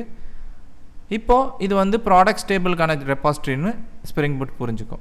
இனிமேல் இதை நம்ம பயன்படுத்த போகிறோம். எப்படின்னா ஒரு சர்வீஸ் கிளாஸில். அதுக்கு நம்ம என்ன பண்ண போகிறோம், ஒரு புதுசாக ஒரு கிளாஸ் ஒன்று உருவாக்குறோம். அந்த கிளாஸ் எந்த பேக்கேஜில் இருக்கும், எந்த பேத்தில் இருக்கும்னு பார்த்தீங்கன்னா ஜேபிஎல் கார்ட்டில் சர்வீசஸ் அப்படின்னு சொல்லிட்டு ஒரு பேத் ஒன்று உருவாக்குறோம். அதில் வந்து நம்ம இதை வைக்கிறோம். இந்த கிளாஸோடைய பேர் என்னென்னா ப்ராடக்ட் சர்வீஸ். ஏன்னா இது ப்ராடக்ட் சம்மந்தப்பட்ட சில பிஸ்னஸ் லாஜிக், அதாவது ஃபங்க்ஷன் சம்மந்தப்பட்ட கோடு இருக்கும் டேட்டாவை சேவ் பண்ணும் போதோ எடுக்கும் போதோ, அதனால் இதை ப்ராடக்ட் சர்வீஸ்ன்னு கூப்பிடுறோம். ஸோ இப்போ இதில் வந்து பார்த்திங்கன்னா நம்ம வந்து மேலே சர்வீஸுன்ற ஒரு அனோட்டேஷனை சேர்க்கணும். இது ஸ்ப்ரிங் பூட் வந்து இது வந்து சர்வீஸ் கிளாஸ் அப்படின்றத புரிஞ்சுக்கிறதுக்காக.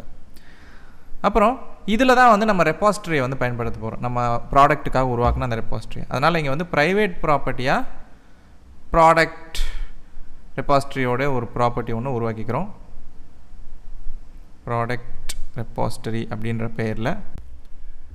இப்போது இந்த ப்ராடக்ட் ரெப்பாஸ்ட்ரிக்கு வந்து ஒரு ஆப்ஜெக்டை நம்ம உருவாக்கி கொடுக்கணும். ஆனால் அந்த வேலையை நமக்கு தானாகவே வந்து இந்த ஸ்ப்ரிங் பூட் செய்யும். அதுக்கு தான் நமக்கு ஆட்டோ வயர்டுன்ற ஒரு அனோட்டேஷன் தேவைப்படுது. டிபெண்டன்சி இன்ஜெக்ஷனுன்ற ஒரு முறையின்படி இதுவே வந்து ப்ராடக்ட் ரெப்பாஸ்ட்ரியோடைய ஆப்ஜெக்டை உருவாக்கி கொடுத்துரும். அதை நம்ம இனிமேல் பயன்படுத்திக்கலாம். நீங்கள் டிபெண்டன்சி இன்ஜெக்ஷன்ற ஒரு விஷயத்தை பற்றி தெரிஞ்சுக்கணும். இது ஒரு டிசைன் பேட்டர்ன். அதாவது ஒரு கிளாஸுக்கு வந்து ஒரு டிபெண்டன்சி தேவைப்படுது, அதாவது ஒரு கிளாஸோடைய ஆப்ஜெக்ட் தேவைப்படுதுன்னா அதை உள்ளே இருந்து நீங்கள் உருவாக்காமல் தானாகவே ஸ்ப்ரிங் பூட் வெளியிலேருந்து உங்களுக்கு உள்ளே புகுத்துற இந்த ஒரு விஷயத்தை தான் டிபெண்டன்சி இன்ஜெக்ஷன் சொல்லுவாங்க. இதன் மூலமாக என்ன ஆகும், உங்களுடைய கோடு வந்து லூஸ்லி கப்புள்டாக இருக்கும். அதாவது வந்து ஆப்ஜெக்டை ஸ்ப்ரிங் பூட்டே உருவாக்கி கொடுக்குதுன்றதால உங்களுக்கு கோட் மாற்றங்கள் வரும்போது நாளைக்கு அது ஒரு பிரச்சனையாகவே தெரியாது. இப்போ இதை புரிஞ்சுக்கணுன்னா இந்த இடத்துல டிபெண்டன்சி இன்ஜெக்ஷன், அதாவது டிஐ இல்லாமல் இந்த கார் கிளாஸ் எப்படி வந்து இந்த என்ஜினோடைய டிபெண்டன்சியை வாங்கிக்குதுன்னு பாருங்கள். ஆக இங்கே கன்ஸ்ட்ரக்டரில் எப்படி இருந்தாலும் நீங்கள் என்ஜினோடைய ப்ராப்பர்ட்டியை வந்து இனிஷியலைஸ் பண்ணி தாங்கணும். அதுக்கு நீங்கள் மேனுவலாக இங்கே ரைட் பண்ணுறீங்க. இது டிஐ இல்லாமல் பண்ணுற விஷயம்.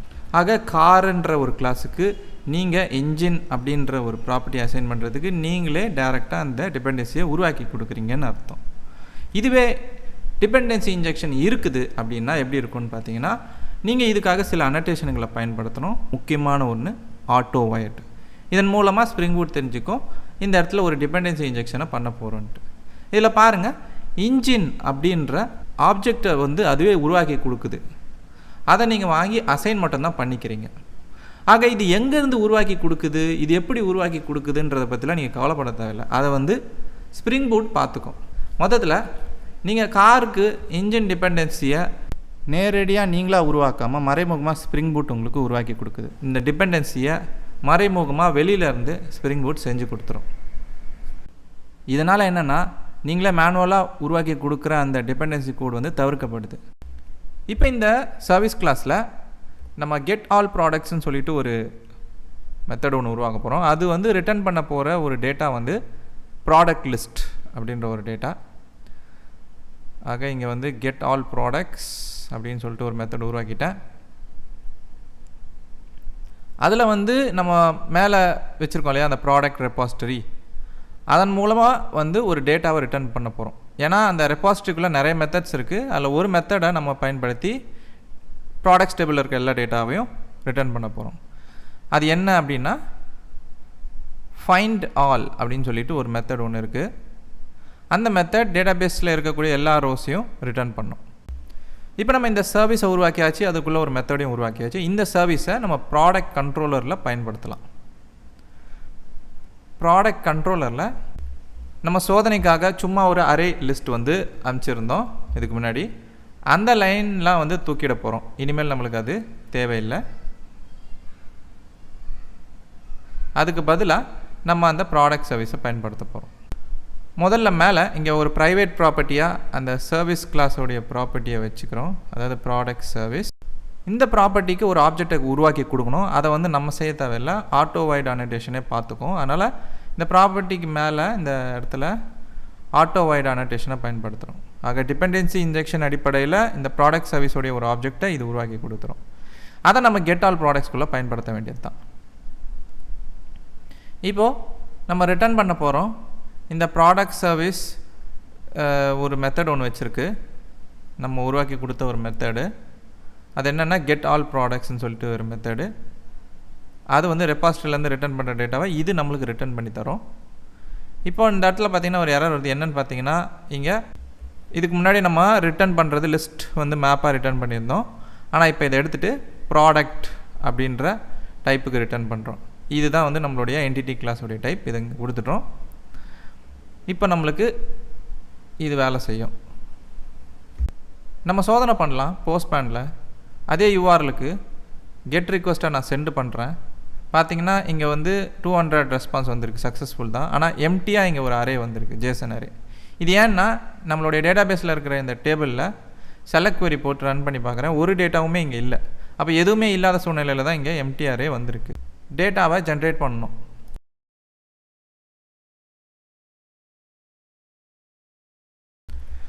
இப்போ டெமோ டேட்டாவை நம்மளுடைய டேபிளில் கொண்டு வர போகிறோம். அப்போ தான் நம்மளால் வந்து ரெஸ்பான்ஸ் பார்க்க முடியும், ஜேசன் ரெஸ்பான்ஸ். அதுக்காக நான் ஒரு புதுசாக ஒரு கிளாஸ் ஒன்று உருவாக்குறேன். இந்த JPL கார்ட் பேக்கேஜ் பேத்லேயே அது என்னென்னா டேட்டா சீடர் அப்படின்ற ஒரு கிளாஸ். இது நம்மளுக்கு டெமோ டேட்டாவை உருவாக்கி கொடுக்க பயன்படும். இது வந்து ஸ்ப்ரிங் பூட்டோடைய ஒரு காம்போனெண்ட். அதனால் இதை வந்து ஸ்ப்ரிங் பூட் புரிஞ்சுக்கணுன்றதுக்காக காம்போனெண்ட் அப்படின்ற ஒரு அனோட்டேஷனை மேலே பயன்படுத்துகிறோம்.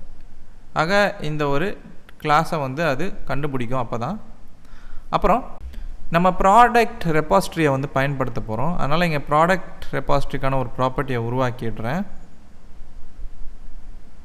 அப்புறம் ஆட்டோ வைட் அனோட்டேஷனை பயன்படுத்தணும். அப்போ தான் நமக்கு அது வந்து ஒரு ஆப்ஜெக்டை உருவாக்கி கொடுக்கும் தானாகவே. இப்போ இதை வந்து நம்ம எங்கே பயன்படுத்த போகிறோன்னா கீழே ஒரு மெத்தட் ஒன்று எழுத போகிறோம். பப்ளிக் வாய்ட் ரன் அப்படின்னு சொல்லிட்டு ஒரு மெத்தடு. அதில் வந்து ஸ்ட்ரிங் ஆர்குமெண்ட்ஸ் இருக்கும். நம்ம ஜாவாவில் வந்து மெயின் கிளாஸில் இருக்கிற மாதிரி இதுவும் ஆர்குமெண்ட்ஸ், ஸ்ட்ரிங் ஆர்குமெண்ட்ஸ் வாங்கிக்கும். அப்புறம் இது வந்து ஒரு எக்ஸப்ஷன் த்ரோ பண்ணோம், ஒரு வேளை எரர் ஏதாச்சும் சந்திச்சதுன்னா. இந்த மெத்தட்குள்ளே டேபிளில் நம்ம இன்சர்ட் பண்ணுறதுக்கான கோடு எல்லாத்தையும் எழுத போகிறோம். ஆனால் முதல்ல வந்து இந்த இடத்துல இங்கே நம்ம டேபிள் வந்து எம்டியாக இருக்குதா இல்லையா அப்படின்ற ஒரு சோதனையை செய்யணும். அதனால் இங்கே ஒரு கமெண்ட் ஒன்று போட்டுக்கிறேன், check if the database is empty அப்படின்னு சொல்லி. ஆனால் நம்ம சோதிக்க போகிறது வந்து டேட்டாபேஸ் கிடையாது, நம்ம அதில் இருக்கிற ஒரு குறிப்பிட்ட டேபிள் தான். அதனால் டேபிள் அப்படின்னு வச்சுக்கலாம். Check if the table is empty. இந்த இடத்துல ஒரு இஃப் கண்டிஷன் போட போகிறோம். அந்த இஃப் கண்டிஷனில் இந்த ப்ராடக்ட் ரெபாசிட்டரியால் அந்த ப்ராடக்ட் டேபிளோட நேரடியாக தொடர்பு கொண்டு சில வேலைகளை செய்ய முடியும். அதனால் இந்த ப்ராடக்ட் ரெபாசிட்டரியில் வந்து ஒரு மெத்தட் ஒன்று இருக்குது. கவுண்ட்டுன்னு சொல்லிட்டு இது என்ன பண்ணோம், அந்த டேபிளில் எத்தனை டேட்டா இருக்குதுன்ற ஒரு கவுண்ட்டை எடுத்துகிட்டு வந்து கொடுக்கும். ஆக இந்த இடத்துல நம்ம போடக்கூடிய கண்டிஷன் என்னென்னா, இந்த ப்ராடக்ட் ரெபாசிட்டரியோடைய கவுண்ட் வந்து ஈக்குவல் டு 0வாக இருந்துச்சுன்னா இந்த இஃப்குள்ளே இருக்கிற கோடெல்லாம் வேலை செய்யணும்னு சொல்கிறோம். ஆக இது வந்து ரிட்டர்ன் பண்ணுறது உங்களுக்கு எத்தனை டேட்டா இருக்குன்ற ஒரு கவுண்ட். அது 0வாக இருந்தால் மட்டும்தான் இந்த இஃப்குள்ளே அது போகுது. இந்த இஃப்குள்ளே என்ன அப்படின்னு பார்த்தோம்னா, நம்ம வந்து டேட்டாவை வந்து இன்சர்ட் பண்ணுறதுக்கான கோடை எழுத போகிறோம். ஏன்னா டேபிள் எம்டியாக இருக்கும் போது தான் டேட்டா இன்சர்ட் பண்ணோம் இல்லையா, அதனால் இங்கே டேட்டா வந்து இன்சர்ட் பண்ண போகிறோம். அதனால் இங்கே ஒரு கமெண்ட் ஒன்று போட்டுக்கிறேன், சீட் டெமோ டேட்டா அப்படின்னு சொல்லி. இப்போ இங்கே என்ன பண்ண போகிறோன்னா, ஒரு லிஸ்ட்டு ஒன்று உருவாக்க போகிறோம், ப்ராடக்ட் லிஸ்ட்டு. அதனால் ப்ராடக்ட் டைப்பில் ஒரு லிஸ்ட்டு, ப்ராடக்ட்ஸுன்ற பேரில் ஒரு ப்ராப்பர்ட்டி அதுக்கு உருவாக்குறோம். இதில் வந்து நம்ம அரேஸ் கிளாஸில் இருக்கக்கூடிய ஆஸ் லிஸ்ட் மெத்தடுன்னு ஒன்று இருக்கும். அதாவது அரே டைப்பில் லிஸ்ட்டை ரிட்டர்ன் பண்ணோம். இதில் வந்து நம்ம உருவாக்கி கொடுக்க போகிறது என்னென்னா, ஒரு ப்ராடக்ட்டுக்கான ஆப்ஜெக்டையும் நம்ம இந்த லிஸ்ட்டில் வச்சு கொடுக்க போகிறோம். ஆக ப்ராடக்ட்டுன்றது வந்து நம்மளுடைய என்டிட்டி கிளாஸ் தான், அதுக்குள்ளே நம்ம சில வேல்யூஸை புகுத்த போகிறோம். முதல்ல இந்த லிஸ்ட்டு கிளாஸ் இம்போர்ட் பண்ணிடலாம். இப்போ நீங்கள் ஒரு ஆப்ஜெக்ட்டும் உருவாக்கும் போது ஒரு டேட்டா இன்சர்ட் ஆகும், ஓகேங்களா. ஆக இந்த இடத்துல நியூ, அதுக்குள்ளே நம்ம கன்ஸ்ட்ரக்டரில் வேல்யூஸை பாஸ் பண்ணணும். கன்ஸ்ட்ரக்டரில் வேல்யூஸ் இப்படி தான் பாஸ் பண்ணியிருக்கணும். டைட்டிலு, ப்ரைஸு, டிஸ்கிரிப்ஷன், அப்புறம் வந்து இன்னும் என்னென்ன விஷயங்கள்லாம் இருக்குதோ அது எல்லாத்தையுமே வந்து நம்ம கன்ஸ்ட்ரக்டரில் பாஸ் பண்ணிடுறோம். இந்த மாதிரி இதுலேருந்து நம்மளுக்கு உருவாக்கி கொடுக்குற ஆப்ஜெக்ட் ஒவ்வொன்றும் டேட்டாவாக இன்சர்ட் செய்யப்படும் டேபிளில். இப்போது இந்த இடத்துல வந்து நம்மளுக்கு இங்கே வந்து பார்த்திங்கன்னா இந்த ஆப்ஜெக்ட் உருவாக்குறதுல ஏதோ பிரச்சனை இருக்குது. என்னென்னு பார்த்தீங்கன்னா, இந்த கிளாஸில் வந்து கன்ஸ்ட்ரக்டர் இந்த மாதிரி ஒன்று இல்லை அப்படின்னு சொல்லுது. நம்ம என்ன பண்ணணும், நம்ம இது வரைக்கும் என்டிட்டியில் வந்து கன்ஸ்ட்ரக்டர் எதுவும் உருவாக்கியிருக்க மாட்டோம். நம்ம என்ன பண்ண போகிறோன்னா, இங்கே கீழே இருக்கிற இந்த எல்லா ஃபீல்டுக்கும் நம்ம வந்து ஒரு கன்ஸ்ட்ரக்டரை உருவாக்கி கொடுப்போம். அதில் தான் அந்த வேல்யூஸ் பாஸ் ஆகும். ஆக நான் இந்த இடத்துல ரைட் கிளிக் பண்ணி சோர்ஸில் ஜென்ரேட் கன்ஸ்ட்ரக்டர் யூஸிங் ஃபீல்ட்ஸ் அப்படின்னு இருக்குல்லையே, அதில் வந்து எல்லாத்தையும் செலக்ட் பண்ணிவிட்டு ஐடியை மட்டும் அன்செக் பண்ணிடுங்க, ஜென்ரேட் பண்ணுங்கள்.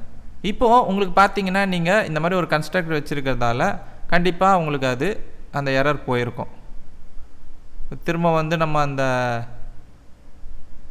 டேட்டா சீடரில் பார்த்தா எரர் போயிடுச்சு, ஓகேங்களா. இப்போ நம்மளுக்கு பிரச்சனை இல்லை.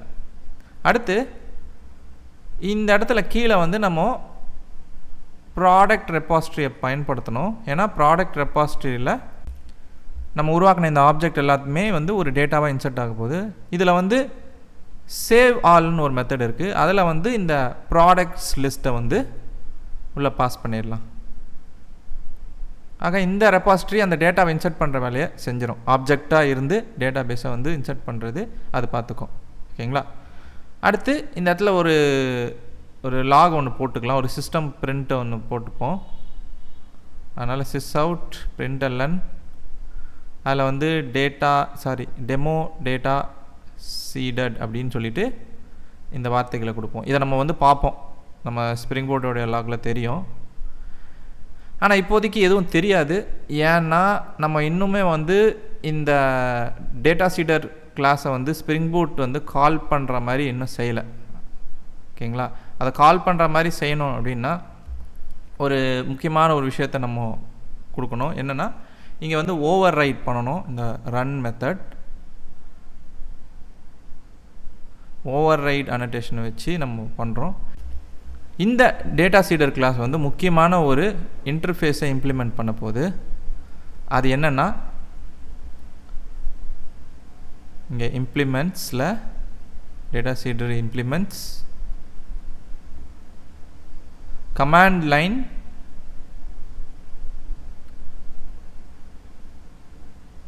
ரன்னர் அப்படின்ற ஒரு இன்டர்ஃபேஸ், அதை வந்து யூஸ் பண்ணால் நமக்கு வந்து பிரச்சனை இல்லை.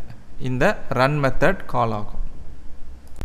இப்போ சேவ் பண்ண பிறகு பார்த்தீங்கன்னா உங்களுக்கு இந்த கான்சோல் லாகில் வந்து இந்த இடத்துல பாருங்கள், உங்களுக்கு நம்ம சிஸ்டம் பிரிண்டர்லனில் கொடுத்தோம் இல்லையா, டெமோ டேட்டா சீடட் அந்த ஒரு வார்த்தை வந்திருக்கு பாருங்கள். அப்போ இது வேலை செஞ்சுருக்குன்னு அர்த்தம். ஆனால் நமக்கு டேட்டா இன்சர்ட் ஆகிருக்கா இல்லைன்றதை டேபிளில் போய் பார்த்துட்டு இங்கே செலக்ட் query கொடுத்தா தான் தெரியும். பார்த்தீங்கன்னா இங்கே டேட்டா இன்சர்ட் ஆகிருக்குது. அதை உங்களால் பார்க்க முடியும்.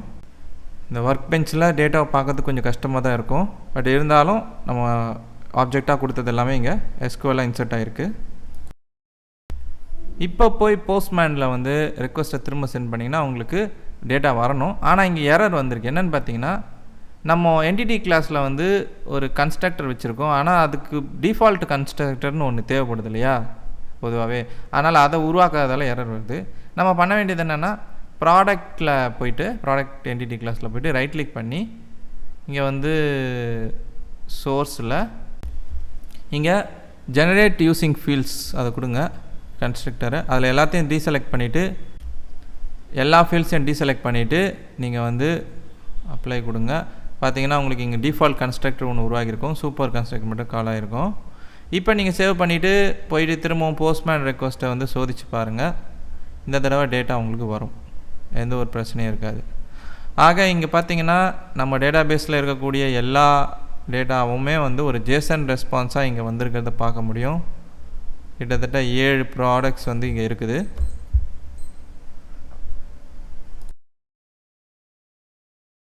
இப்போது இந்த ரெக்வஸ்ட்டை வந்து நம்ம சேவ் பண்ணி வச்சுக்கிட்டா எதிர்காலத்தில் நம்மளுக்கு திரும்பவும் இது வந்து தேவைப்படும். அதனால் நீங்கள் என்ன பண்ணிக்கோங்க, போஸ்ட்மேனில் ஒரு அக்கௌண்ட்டை க்ரியேட் பண்ணி இந்த சாஃப்ட்வேர்லேயே சைன்இன் பண்ணிக்கோங்க. ஸோ இப்போ நான் வந்து சைன்இன் பண்ண போகிறேன். சைன்இன் பண்ண பிறகு நீங்கள் உங்களுடைய போஸ்ட்மேன் சாஃப்ட்வேர் இருக்கு இல்லையா, அதில் போயிட்டு வந்து சைன்இன் கொடுங்க. அதுக்கப்புறம் வந்து சைன்இன் பண்ணவா போஸ்ட்மேன் கேட்கும், ஓப்பன் போஸ்ட்மேன் கொடுங்க. அப்புறமா வந்து உங்களுடைய போஸ்ட்மேன் அக்கௌண்ட் வந்து ஓப்பன் ஆயிரும் இந்த சாஃப்ட்வேரில். இப்போது இனிமேல்லேருந்து உங்களால் வந்து ஒர்க் ஸ்பேஸ்க்குள்ளே சேவ் பண்ணிக்க முடியும். நீங்கள் ஏதாவது ஒரு ஒர்க் ஸ்பேஸ் ஒன்று தேர்ந்தெடுத்துக்கலாம், அல்லது புது ஒர்க் ஸ்பேஸ் வந்து உருவாக்கிக்கலாம். நான் இங்கே க்ரியேட் பர்சனல் ஒர்க் ஸ்பேஸ் கொடுத்து புதுசாக உருவாக்க போகிறேன். இதில் என்னென்னா ஒர்க் ஸ்பேஸ் பேர் என்ன வைக்க போகிறேன்னா JBL கார்ட் ஸ்ப்ரிங் பூட் அப்படின்னு வைக்கிறேன். கொடுத்து என்ட்ரு கொடுக்குறேன். இப்போ நம்மளுடைய அந்த ரெக்வஸ்ட் இருக்கு இல்லையா, இதுக்கு வந்து நம்ம ஏதாச்சும் ஒரு பெயர் வச்சுக்கலாம். அதுக்கு இந்த இடத்துல வந்து ஒரு கலெக்ஷன் ஒன்று உருவாக்கணும். நியூ கலெக்ஷன் கொடுக்குறேன். அந்த கலெக்ஷன் பேர் வந்து என்னென்னா ப்ராடக்ட்ஸ்னு வைக்கிறேன். ஏன்னா ப்ராடக்ட் சம்மந்தப்பட்ட ரெக்வஸ்ட்லாம் இதுக்குள்ளே தான் இருக்கும். இப்போ இதில் வந்து அந்த ரெக்வஸ்ட்டை வந்து நான் சேவ் பண்ண போகிறேன். இங்கே சேவ் ஆஸ் கொடுத்து அந்த கலெக்ஷனை செலக்ட் பண்ணிவிட்டு அந்த ரெக்வஸ்ட்டுக்கு பெயர் வைக்க போகிறீங்க. கெட் ஆல் ப்ராடக்ட்ஸ் அப்படின்னு சொல்லி நான் பேர் வைக்கிறேன். கொடுத்து சேவ் கொடுத்தேன்னா அந்த ரெக்வஸ்ட் இதுக்குள்ளே வந்துடும். இனிமேலேருந்து திரும்ப இந்த ரெக்வஸ்ட் நீங்கள் பயன்படுத்திக்கலாம்.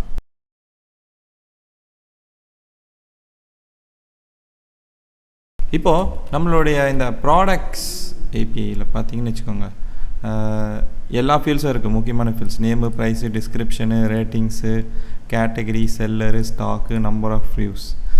ஆனால் இது கூடவே வந்து முக்கியமான ஒரு ஃபீல்டு ஒன்று வரணும், அதுதான் இமேஜஸ். ஏன்னா ஒரு ப்ராடக்ட்டுக்கு கண்டிப்பாக இமேஜஸை நம்ம காட்ட வேண்டியதாக இருக்கும். அப்போ அந்த இமேஜஸ் ஃபீல்டை நம்ம ஒரு அரே ஃபீல்டாக கொண்டு வரணும். அதுக்கு என்ன பண்ணுறதுங்கிறது தான் இப்போ பார்க்க போகிறோம். இதுக்கு நம்ம வந்து நம்மளுடைய என்டிட்டி மாடல் இருக்கு இல்லையா, அதை வந்து ஓப்பன் பண்ணணும். இதில் தான் நம்மளோட அந்த ஒரு ஃபீல்டை வந்து உள்ளே புதுசாக நுழைக்க போகிறோம். இங்கே நம்ம என்ன பண்ண போகிறோம்னா ப்ரைவேட் ப்ராப்பர்ட்டியாக இமேஜஸ்ன்ற ஒரு ப்ராப்பர்ட்டி உருவாக்குறோம். ஓகேங்களா, இதோடைய டைப் என்னென்னா லிஸ்ட்டு. இதுக்குள்ளே வந்து ஸ்ட்ரிங் ஆஃப் அரே வேல்யூஸ் இருக்க போகுது. ஓகேங்களா, அரே வேல்யூ அதாவது இமேஜ் வார்ல்ஸ் தான், அது ஸ்ட்ரிங் வேல்யூஸாக இருக்க போகுது. இதுதான் இந்த ஃபீல்டோடைய டைப்பு. ஓகேங்களா, இப்போது இது வந்து பார்த்திங்கன்னா ஒரு எலிமெண்ட் கலெக்ஷனாக இருக்க போகுது. அதாவது எப்படி சொல்கிறதுனா, இது வந்து ஒரு அரே வேல்யூஸ். அந்த அரே வேல்யூஸ் எல்லாத்தையுமே வந்து வேறு ஒரு டேபிளில் அது வச்சுருக்கோம் டேட்டாவாக. சரிங்களா, ரிலேஷன்ஷிப் முறையில் வந்து அது கொண்டு வரப்போகுது இந்த அரே வேல்யூஸை. அதனால தான் இங்கே வந்து நம்ம எலிமெண்ட் கலெக்ஷன் அப்படின்னு வந்து இங்கே குறிப்பிடுறோம் இந்த ஒரு அனோட்டேஷன் மூலமாக. ஓகேங்களா, ஆக இங்கே லிஸ்ட்டு வந்து இம்போர்ட் பண்ணிடலாம். இந்த இடத்துல நம்ம வந்து வேறு ஒரு டேபிளில் வந்து இணைக்க போகிறோம். இந்த ஒரு லிஸ்ட்டுக்கான வேல்யூஸை வந்து அது வேறு ஒரு டேபிள்லேருந்து எடுத்துகிட்டு வரப்போகுதுன்னு இங்கே நம்ம சொல்லிட்டோம். ஆனால் அது எப்படி நம்ம குறிப்பிடுறது அப்படின்னு கேட்டிங்கன்னா, சரி இப்போ நீங்கள் வந்து சேவ் பண்ணிவிட்டு போயிட்டு வந்து நம்மளுடைய MySQL டேபிள் இந்த ஜேவல் கார்ட் டேபிள் வந்து ரிஃப்ரெஷ் பண்ணிங்கன்னா உங்களுக்கு வந்து ஒரு டேபிள் ஒன்று வந்திருக்கும், ப்ராடக்ட் இமேஜஸ்ன்னு சொல்லிட்டு. இதில் வந்து பாருங்கள், உங்களுக்கு வந்து டேபிள் இன்ஸ்பெக்டர் பார்த்தீங்கன்னா உங்களுக்கு தெரியும் காலம்ஸ் எப்படி இருக்குது பாருங்கள். உங்களுக்கு இமேஜஸ்ன்னு ஒரு ஃபீல்டு இருக்கும். இமேஜஸ் அப்படின்றது வந்து நீங்கள் வந்து ஸ்ட்ரிங் வேல்யூவாக வச்சுருப்பீங்க. இப்போது இந்த இமேஜஸ் அப்படின்ற காலம் நேம் வந்து உங்களுக்கு வேணாம், இமேஜ் URL அப்படின்ற மாதிரி வேணும் அப்படின்னு நினைக்கிறீங்கன்னு வச்சுக்கோங்களேன். அதை கூட நீங்கள் மாற்ற முடியும். எப்படின்னா, இதுக்கு நீங்கள் வந்துட்டு உங்களுடைய இந்த என்டிடி ஃபைலுக்குள்ளே வந்துட்டு இங்கே காலம் அப்படின்ற ஒரு அனோட்டேஷனை பயன்படுத்தணும். இந்த அனோட்டேஷனில் வந்து நேம்னு சொல்லிட்டு ஒரு ஆட்ரிபியூட் இருக்குது. அதில் வந்து உங்களுடைய அந்த காலம் நேமை கொடுக்கலாம். நான் வந்து இமேஜ் URL அப்படின்னு கொடுக்குறேன். ஸோ இதை இம்போர்ட் பண்ணிவிட்டு சேவ் பண்ணிவிட்டு இப்போ போய் பார்த்தீங்கன்னா காலம் நேம் வந்து மாறி இருக்கும். திரும்பவும் டேபிள் இன்ஸ்பெக்டர் போய் பார்த்தோம்னா இந்த தடவை வந்து காலம் நேம் வந்து இமேஜ் URL அப்படின்னு இருக்கும். ஓகேங்களா? ஸோ இப்போ இங்கே பார்த்தீங்கன்னா ஏற்கனவே வந்து இங்கே இமேஜஸ்ன்ற ஒரு ஃபீல்டு ஒன்று க்ரியேட் ஆகிருக்கு. இதுக்கு முன்னாடி நம்ம பண்ணது. இதை நமக்கு வேணான்னா நம்ம இங்கே ட்ராப் பண்ணிக்கலாம். அதை பண்ணுறதுக்கு எப்படி பண்ணணும்னா, இந்த டேபிள் இருக்கு இல்லையா, இந்த டேபிளை ரைட் கிளிக் பண்ணுங்கள், ஆல்டர் டேபிள்னு வரும் ஒரு ஆப்ஷனு. அந்த ஆப்ஷனை கிளிக் பண்ணிங்கன்னா இங்கே வந்துட்டு இங்கே காலம் நேமும் அதோடைய சில முக்கியமான தகவல்களும் இருக்கும். அதில் வந்து நம்ம இந்த இமேஜஸ் காலம் நேமை ரைட் கிளிக் பண்ணி டெலீட் செலக்டட்னு கொடுத்தா அது போயிடும். கீழே வந்து மறக்காமல் அப்ளை கொடுக்கணும். அப்போ தான் இந்த query ரன் ஆகி உங்களுக்கு அந்த சேஞ்சஸ் வந்து டேட்டாபேஸில் வேலை செய்யும். இப்போ ஃபினிஷ் கொடுத்துட்டு பார்த்தீங்கன்னா இப்போ இந்த தடவை போயிட்டு திரும்பவும் வந்து ரைட் கிளிக் பண்ணி டேபிள் இன்ஸ்பெக்டர் கொடுத்து பார்த்தா உங்களுக்கு காலம்ஸில் வந்து அது இருக்காது, இமேஜ் URL தான் இருக்கும். இப்போது என்ன பண்ணோன்னா, நம்மளுடைய இந்த ப்ராடக்ட்ஸ் டேபிள் வந்து இந்த ப்ராடக்ட் இமேஜஸ் டேபிளோட ரிலேஷன்ஷிப்பை வந்து உருவாக்கும். எப்படின்னா, நம்ம இங்கே வந்து எலமெண்ட் கலெக்ஷன் கொடுத்துருக்கோம் இல்லையா, ஆக இந்த ஒரு டேட்டாவை வந்து இந்த இமேஜஸ் டேட்டாவை எடுக்கிறதுக்கு அது இந்த ஒரு டேபிளோட ரிலேஷன்ஷிப் ஏற்படுத்தும். அதில் வந்து ப்ராடக்ட்ஸ் ஐடி வந்து ஒரு ப்ராடக்ட் ஐடி, இந்த முதல் ப்ராடக்ட் ஐடியோடைய இமேஜஸ்லாம் என்னன்றதை வந்து ரிலேஷன்ஷிப் அடிப்படையில் இங்கே இருக்கும் இல்லையா, அதை வச்சு எடுத்துகிட்டு வந்துடும். கொண்டு வரத்துக்கு முதல்ல நம்ம பண்ண வேண்டியது என்னென்னா, இங்கே வந்து இந்த கன்ஸ்ட்ரக்டரில் நம்ம வந்து அந்த ஃபீல்டை வந்து கொடுக்கணும். முதல்ல வந்து இங்கே this images equal to images அப்படின்னு சொல்லி இங்கே கன்ஸ்ட்ரக்டர்லேருந்து வாங்குவோம். அதை கன்ஸ்ட்ரக்டரில் ஒரு ஸ்ட்ரிங் லிஸ்ட்டாக தான் வாங்குகிறோம். சரிங்களா? கொண்டு வரல. இப்போ பார்த்தீங்கன்னா வந்து எரர் அடிக்குது நம்மளுக்கு. ஏன் அப்படின்னா, நமக்கு இங்கே கான்சோலில் பார்த்தோம்னா தெரியும் ஏன் எரர். டேட்டா சீடரில் வந்து நம்ம இங்கே இந்த லைனில் வந்து ஆப்ஜெக்ட் உருவாக்குறோம்ல, அங்கே இமேஜஸ்க்கான லிஸ்ட் டேட்டா வந்து கொடுக்கணும். அதை கொடுக்காமல் நம்மளால் இந்த ஆப்ஜெக்டை உருவாக்க முடியாது. அதுதான் இங்கே எரராக வருது. இங்கே நம்ம என்ன பண்ண போகிறோம்னா, அரே லிஸ்ட் டேட்டாவை வந்து நம்ம அதை கொடுக்க போகிறோம். ஓகேங்களா? ஆக இங்கே வந்து எப்படி நம்ம அதை பாஸ் பண்ணலாம்னா, இந்த நியூ ப்ராடக்டில் வந்து கடைசி ஆர்குமெண்ட் தான் நம்ம அந்த இமேஜஸ் ஃபீல்டு கொடுக்க போகிறோம். ஆக இங்கே வந்துட்டு அரேஸ் அப்படின்ற இந்த கிளாஸில் ஆஸ் லிஸ்ட்ன்ற மெத்தட் இருக்குது. இதில் வந்து ஸ்ட்ரிங் வேல்யூவாக இந்த ஒரு இமேஜ் URL வந்து கொடுக்குறேன். ஆக நீங்கள் போயிட்டு வந்துட்டு டம்மி இமேஜ் URLகளை வந்து எங்கே எடுக்கலாம் அப்படின்னு கேட்டிங்கன்னா, கூகுளில் வந்து பிக்சம் அப்படின்ற ஒரு வெப்சைட் இருக்குது. அந்த பிக்சம் வெப்சைட்டில் எந்த URL எடுத்தாலும் உங்களுக்கு வந்து அது ஒரு டம்மி இமேஜ் URL தான். ஓகேங்களா? அந்த இமேஜ் URL வந்து நான் காப்பி பண்ணிக்கிறேன். அதை வந்து காப்பி பண்ணி இங்கே வந்து அரே லிஸ்ட்டில் கொடுக்குறேன். ஓகேங்களா? ஒரு வேல்யூஸ் கொடுக்கலாம், 2 வேல்யூஸ் கூட கொடுக்கலாம். அந்த மாதிரி இங்கே கொடுத்துட்றேன். ஓகே, இப்போ இதே மாதிரி கீழே இருக்கிற மற்ற ப்ராடக்ட்ஸுக்கும் கொடுக்குறேன். ஓகேங்களா? ஆக இங்கே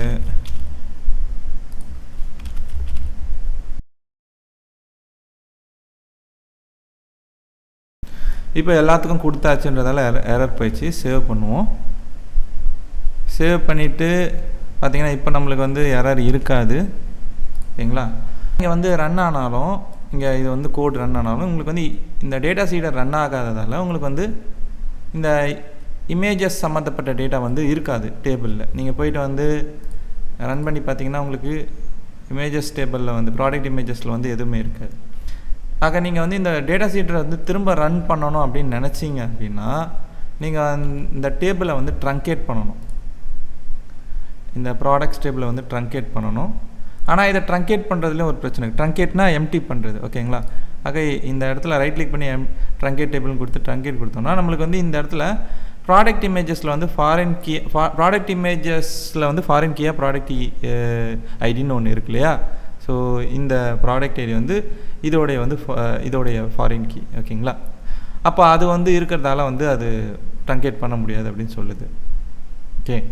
ஆக நீங்கள் என்ன பண்ணணும்னா வந்து இந்த டேபிளை ட்ராப் பண்ணிவிட்டு அதுக்கப்புறமா இந்த டேபிளை வந்து டெலீட் பண்ணிவிட்டு அப்புறமா தான் உங்களுக்கு அது டேட்டாவை கொண்டு வர மாதிரி நீங்கள் பண்ண முடியும். இதெல்லாம் வந்து பண்ணுறதுக்கு பதிலாக சிம்பிளான ஒரு விஷயம் என்ன கேட்டிங்கன்னா என்னென்னா, இந்த ரிசோர்ஸஸில் வந்து பார்த்திங்கன்னா உங்களுக்கு அப்ளிகேஷன் ப்ராப்பர்ட்டிஸ் இருக்குல்ல, அதில் வந்து க்ரியேட் அப்டேட்டுன்னு இருக்கும். இந்த டிடிஎல் ஆட்டோ. ஓகேங்களா? ஹைபர்நேட்டோடைய டிடிஎல் ஆட்டோ இது வந்து அப்டேட் மட்டும் தான் பண்ணும். டேபிளில் வந்து புதுசாக வந்து க்ரியேட் பண்ணாது அண்ட் அதோட ஏற்கனவே இருக்கிறத வந்து ட்ராப் பண்ணாது. அப்போ நம்ம அதை வந்து செய்யறதுக்கு என்ன பண்ணோம்னா இந்த இடத்துல க்ரியேட் அல்லது க்ரியேட் ட்ராப் அப்படின்ற ஏதாச்சும் ஒரு கான்ஃபிகரேஷனை பயன்படுத்தலாம். இப்போ சேவ் பண்ணிவிட்டு பார்த்தீங்கன்னா உங்களுக்கு வந்து டேபிள் வந்து க்ரியேட் ட்ராப் ஆகும். ஓகேங்களா? அப்போ அந்த மாதிரி சூழ்நிலையில் வந்து உங்களுக்கு இப்போ இந்த டேபிளில் வந்து நிச்சயமாக வந்து டேட்டாஸ் இருக்கும். இல்லை இங்கே பாருங்கள். ஏன்னா வந்து புதுசாக டேட்டா சீடர் ரன் ஆகும். அப்போ இந்த டேபிளில் ரீக்ரியேட் ஆகிறதால உங்களுக்கு இந்த டேட்டா சீடர் ரன் ஆகி உங்களுக்கு இந்த டேட்டாலாம் வந்து புதுசாக புகுத்தப்படும். அப்போ அந்த லிஸ்ட்டு டேட்டாவும் புதுசாக வந்து இந்த டேபிளில் வந்துட்டுருக்கும். அப்படி தான் இது வந்துருக்கு. ஓகேங்களா? இங்கே இருக்கிற ஒவ்வொரு ப்ராடக்ட்டுக்குமே வந்து நம்ம ரெண்டு ஐடியா கொடுத்துருக்கோன்றதால இங்கே பாருங்கள், முதல் ப்ராடக்ட்டுக்கு 2 இமேஜ் வாரல், ரெண்டாவது ப்ராடக்ட்டுக்கு 2 இமேஜ் வாரல்னு சொல்லிட்டு அந்த ப்ராடக்ட் ஐடிக்கு ஏற்ற மாதிரி நீங்கள் பார்க்க முடியுது. ஓகேங்களா? ஆக மொத்தத்தில் வந்து ப்ராடக்ட் இமேஜஸை வந்து இப்போ நம்ம கொண்டு வந்துட்டோம் டேட்டாவாக. ஆனால் ஏபிஐயில் இது வந்து வருதான்றதை வந்து நம்ம சோதிக்கணும்.